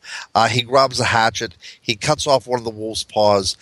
He goes back home and he finds his wife bandaging up her wrist where her hand should have been, and it ends up that he would have actually married a female werewolf that was out hunting him. But going back into the American Revolution, there was a tale of a werewolf that was seen prowling about a campfire of one of the military encampments. Somebody pulled out their musket, shot the wolf, and the next day they found one of their own soldiers slowly dying from a gut shot from the musket. So the stories of werewolves is not only quite old, but it exists with us up into the modern era, which really is quite frightening to think that there is a creature out there with the intelligence of a person, but that intelligence is set aside and it just drives on pure instinct. But there's still that human element to it as well, too. That's one of the most scary things to me. What about hauntings? We have a lot of hauntings on the East Coast. where people are seeing creatures of ghosts, spirits, demonic possession. It is on and on, my friend. It is. Now, there's one particular site. There's a mental hospital called Torrance State Hospital. It was the State Hospital of Pennsylvania. There's one building that is currently open, and the rest is falling into decay. But there is one outbuilding that people like to go to investigate because there's supposed to be spirit of a young girl there. Now, I did a lot of research and found out that there were no children ever admitted into Torrance State Hospital. This was a thing only for adults. But there was something curious about this little girl. She always seemed to have something missing. Sometimes people would witness her and they would not see any eyes, or she wouldn't have a nose, or she wouldn't have a mouth. And it was believed that she was a demon because some researchers feel that the devil can attempt to counterfeit the living, but he can't fully completely carry off the illusion of humanity. So there's always something missing to give it away. But researchers see this little girl sometimes demonically smiling at the window, sometimes knocking at the window, inviting them in. And I've spoken to researchers that were investigating the abandoned building, and they would follow a little girl giggling down hallways, and they would take their flashlight and drop it to the floor in front of them, and it would be cracked open, leading to a precipitous fall into a chasm below into the basement. So it seemed like this little child was trying to draw them on. Now, the thing that's frightening about demonic hauntings is that these demons want to appear to be very benign. They want to appear in a guise as something non-threatening as a child in order to inflict some very serious damage. So as far as hauntings go, of course, the devil hauntings, the demonic hauntings, are the most terrifying. I've also spoken to people that broke into an abandoned theater, an abandoned movie theater that was built in 1926. And they pulled out the Ouija board, and they claimed that they summoned a demon. It was a red ball of light that bounced about the room, only to congeal into a demonic form, and then it vanished. Which leads me to believe where that demon went. If it is still within that building, or if it was able to escape that building and manifest itself into the environment, beyond the building's confines. But these are all fascinating stories. These are all also very, very terrifying stories too, whenever we think about the demons interacting with the physical world of the living. Quick question from Eric in the Space Out Radio chat room. He is asking, what have you ever heard, Ron, about the hauntings where the Anazi were? What was? The hauntings where the Anazi were, A-N-A-S-A-I. The Anasazi. You're talking about we're talking about the Indians in the Southwest culture, the Pueblo people. The cool thing about the Pueblos is the name that they've been given. Of course, the Pueblo name means people. A lot of Native American names, they're the names given to the tribe themselves means people, like Inuit means people as well too. I think a lot of reasons why people feel that the Anasazi have hauntings attached to it is because in the archaeological record there is evidence of cannibalism. I think anytime there is cannibalism, people think that there's going to be ghosts associated with it because it had to be some sort of violent confrontation. But in my research, it seems to be that this might have been a form of ceremonial cannibalism that was done post-mortem, and there was no actual killing going on. It was a way to take the spirit of the deceased and put it back into the tribe. It was done out of devotion, out of love, than out of gastronomical concerns. But the Anasazi have these very haunting cliff dwellings, and to look at them, they're very eerie. They're very otherworldly. I have indeed heard many stories concerning ghosts in that area. And I think a lot of this comes from the perception that it's a very strange looking place. But you have to understand too, we're dealing with a First Nations culture that is intimately tied with the land. And if somebody would tell me that Anasazi energy imprinted itself on the land and is either residual or there are some aspects of intelligent hauntings, I would not cast any doubt in that whatsoever.